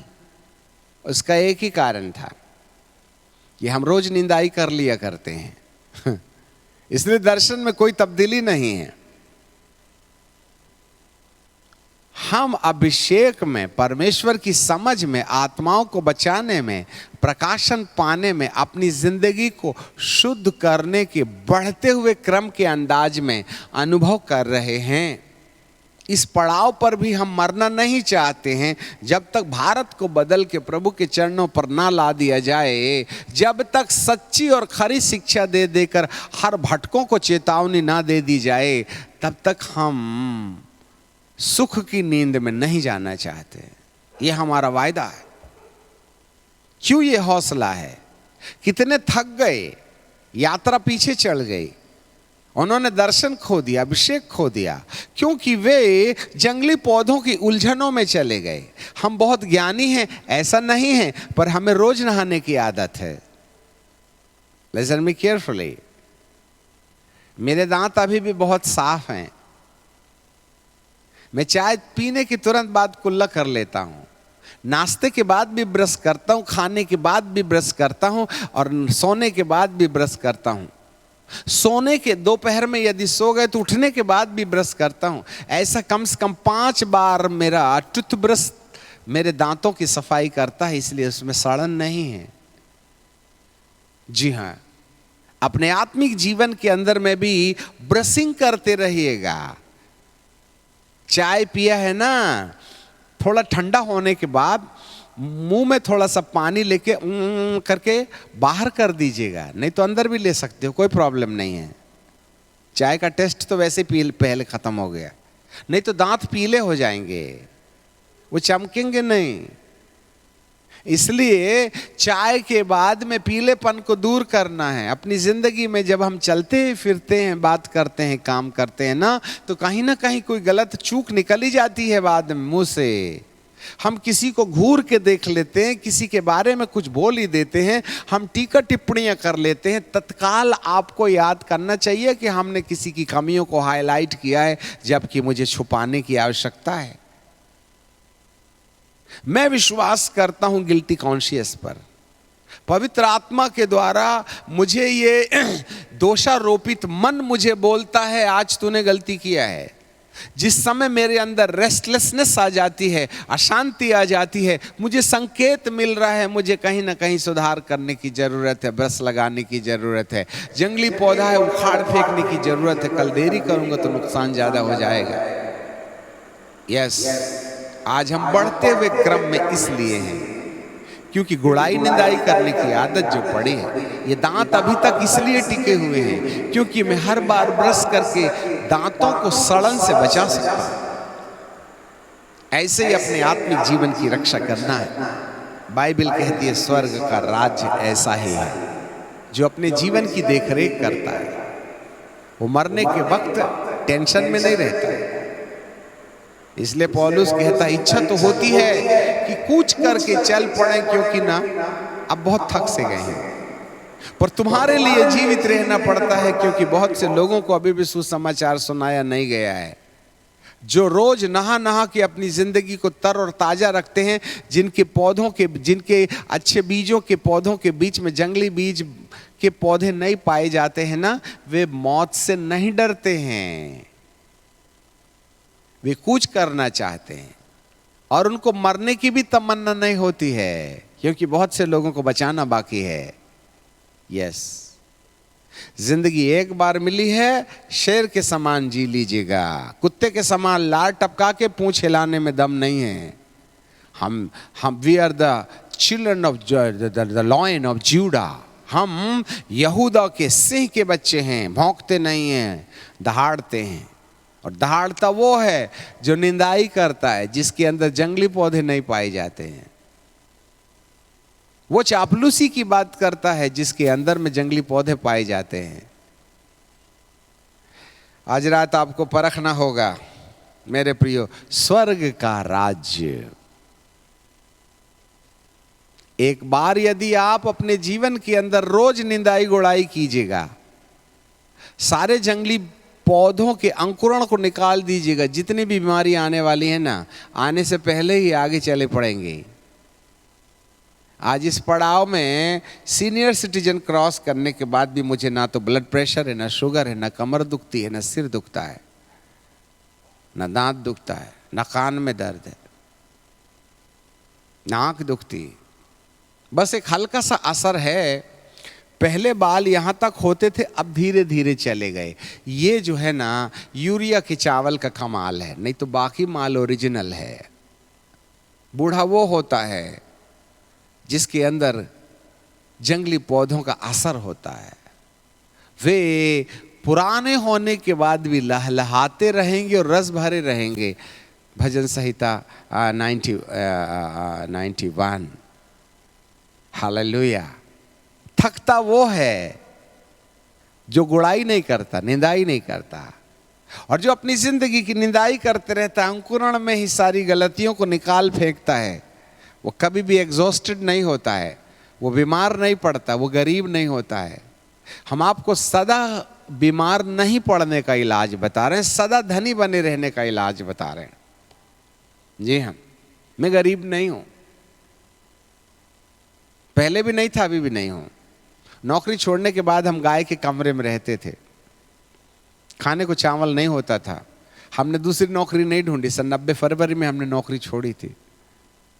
आज मैं धनी, उस समय हमारे पास में नहाने को बाथरूम नहीं हुआ करता था, मैदान जाते थे लोटा लेके। आज 105 बाथरूम है हमारे कमरे में, हमारे कैंपस में 105 बाथरूम्स। सैकड़ों लोग घंटों में तैयार हो सकते हैं। मैं गरीब नहीं हूं इसलिए कि मेरे पास विदेशी पैसा आता है। अरे क्या विदेशी देंगे। हालेलुया। अब हमें यहां रुक जाना चाहिए। परमेश्वर आपकी ओर नहीं है। रोना नए पैसे के लिए भिखारी रोते हैं, बीमार नहीं पड़ना। ये तन कोई बीमारी की जगह नहीं है। ये कोई शुगर और ब्लड प्रेशर रखने की जगह नहीं है। ये परमेश्वर का मंदिर है। परमेश्वर रहता है ना, वहाँ उगर शुगर नहीं रहती, वहाँ ब्लड प्रेशर नहीं रहता, वहाँ कान दर्द, आंख दर्द, पेट दर्द, इनका कोई काम नहीं है। हालेलुया। घास उखाड़ना शुरू कीजिएगा, जंगली पौधों को निकालना शुरू कीजिएगा, आप तंदुरुस्त रहिएगा, प्रभु आपके साथ बना रहे। जिसको स्वर्ग के राज्य की कहानी मालूम हो जाती है, वह पृथ्वी के अंदर परमेश्वर के राज्य का पूरा आनंद उठाता है। Kingdom of God before the death and kingdom of heaven is after the death. The kingdom of God is going to be implemented before we die, and the kingdom of heaven is going to be implemented when we after the death, when we die. Yes, खिचड़ी मत बनाओ, परमेश्वर के प्रकाशन में Bible को समझो। अब हम रुक जाना चाहते हैं और अगले 5 मिनट में आपके लिए प्रार्थना करेंगे। आज इस समय बहुत से लोग फेसबुक में और यूट्यूब में हमें देख रहे हैं। आज हमारे कार्यक्रम में थोड़ी सी देरी हो गई, इसलिए माफ़ी चाहते हैं, परंतु अगले 5-7 मिनट के अंदर में हम प्रार्थना करके बाइंड अप करेंगे। वो पवित्र आत्मा जो प्रभु के अभिषिक्तों के अंदर है, वो पवित्र आत्मा जो इस समय वचन सुनाने के कारण दायां और बायां थे, और इस समय प्रभु अपने 2 संतों को, एलिया और मूसा को, प्रभु भक्तों के दायां बायां रखे हुए हैं। वे ही अभिषेक आज आपके साथ, आप जिस कमरे में हैं उस कमरे में एलिया और मूसा बाबा का अभिषेक, पवित्र आत्मा, प्रभु पिता परमेश्वर, ये सब आपके कमरे में खचाखच भरे हुए हैं। आपका घर स्वर्ग बना हुआ है, इसलिए दुष्टता आपके अंदर में नहीं रह सकती, ना आपके परिवार के अंदर रह सकती। अगले 5 मिनट के अंदर में जिस अभिषेक को प्रभु के दास यहाँ लेके चल रहे हैं, वही अभिषेक आपके जीवन के अंदर दिखाई देगा। प्रियो, आप जहाँ बीमार हैं, अपनी बीमारी वाली जगह में हाथ रख लें। आप अपने परिवार के जनों के लिए जो कहीं दूर दराज में दुखी और बीमार हैं, एक बहुत अच्छी गवाही हमने ये सुनी, किसी बहन ने यूट्यूब में हमें स्कूल ऑफ पावर मिनिस्ट्री में ये गवाही बताई थी। वे 15 दिनों में हमारे साथ स्कूल ऑफ पावर मिनिस्ट्री में थे।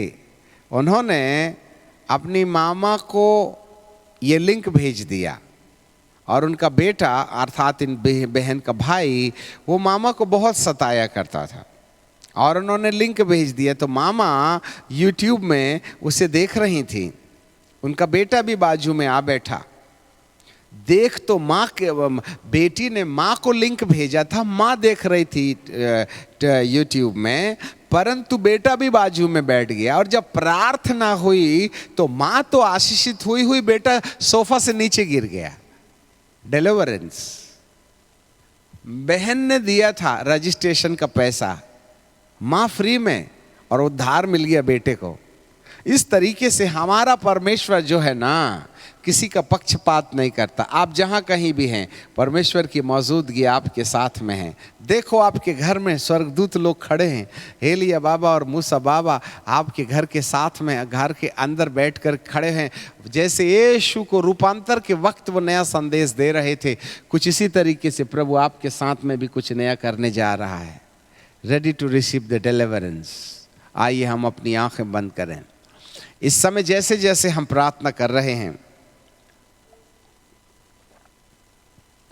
वैसे वैसे आपके जीवन के अंदर अभिषेक की बढ़ोतरी हो रही है। Ready to receive the power of God. Thank you Jesus. पिताजी, आज हम आपसे प्रार्थना करते हैं कि सारे जंगली पौधों की जानकारी इनको मिलने लगे, क्योंकि जंगली पौधों का बढ़ना पलना ही हमारी जिंदगी में अनेक अनेक प्रकार की बीमारियों को अंदर आने का रास्ता है।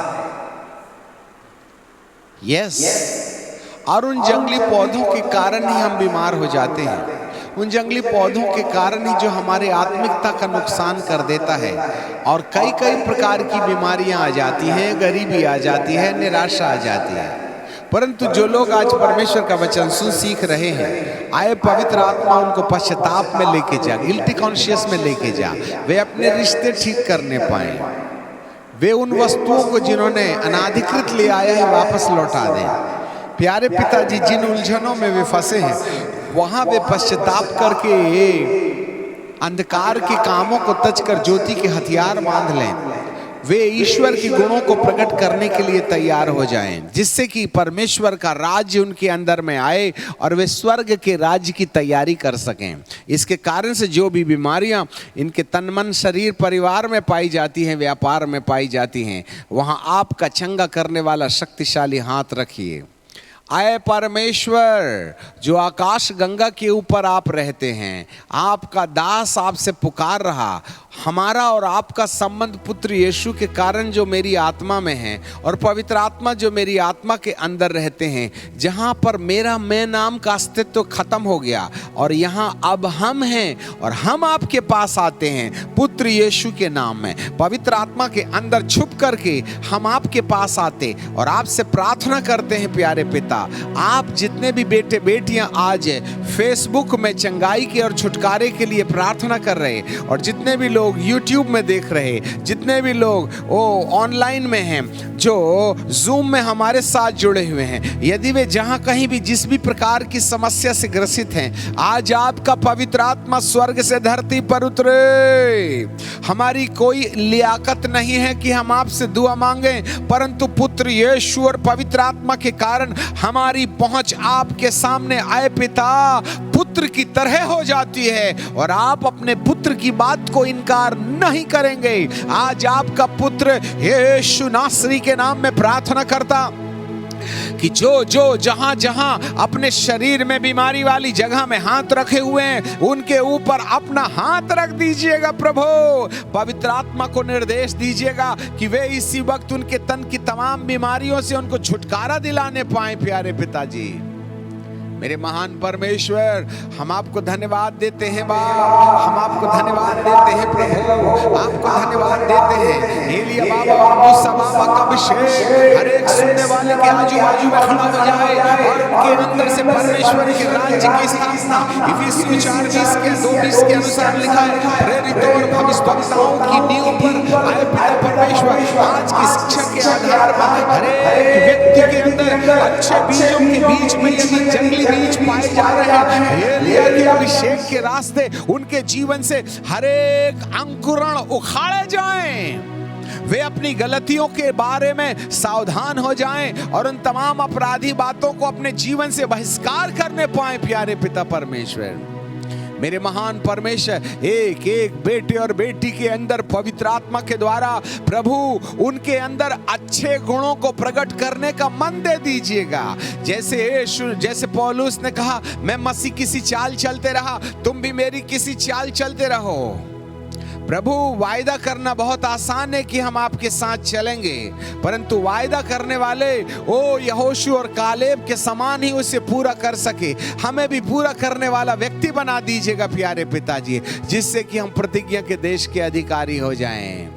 बाप, आपकी सामर्थ बहती नजर आ रही है। आप एक एक बेटे बेटी को छू रहे हैं, आप उनके कमरे में आ गए हैं और आपकी पवित्र तड़तड़ाती हुई तेज वो बिजली के समान सामर्थ हर एक के जीवन से बह रही है। सारे अंधकार की ताकतें एक एक बेटे बेटी के जीवन से निकल के बाहर चली जाएं। तमाम दुष्ट आत्माएं उनके घर के अंदर में अफरा तफरी मचाना शुरू कर दें। इस आवाज के साथ में हर श्राप, हर शैतानी शक्तियां, हर दुष्टता के काम पवित्र आत्मा की उपस्थिति में, स्वर्गदूतों की उपस्थिति में, संतों की उपस्थिति में उनके सारे बंधन टूट जाए।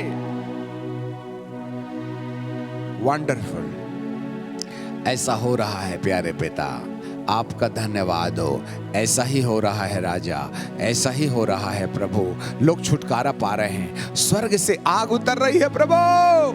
स्वर्ग से स्वर्गदूत रफ्तार के साथ में धरती पर आ रहे हैं और सेवा टहल करने वाले स्वर्गदूत जो प्रभु उद्धार पाने वालों की सेवा के लिए भेजे जाते हैं, हर विश्वास करने वाले और टूटे मन से प्रार्थना करने वाले के साथ व्यवहार कर रहे हैं। प्यारे पिताजी, मेरे महान परमेश्वर, आपका धन्यवाद।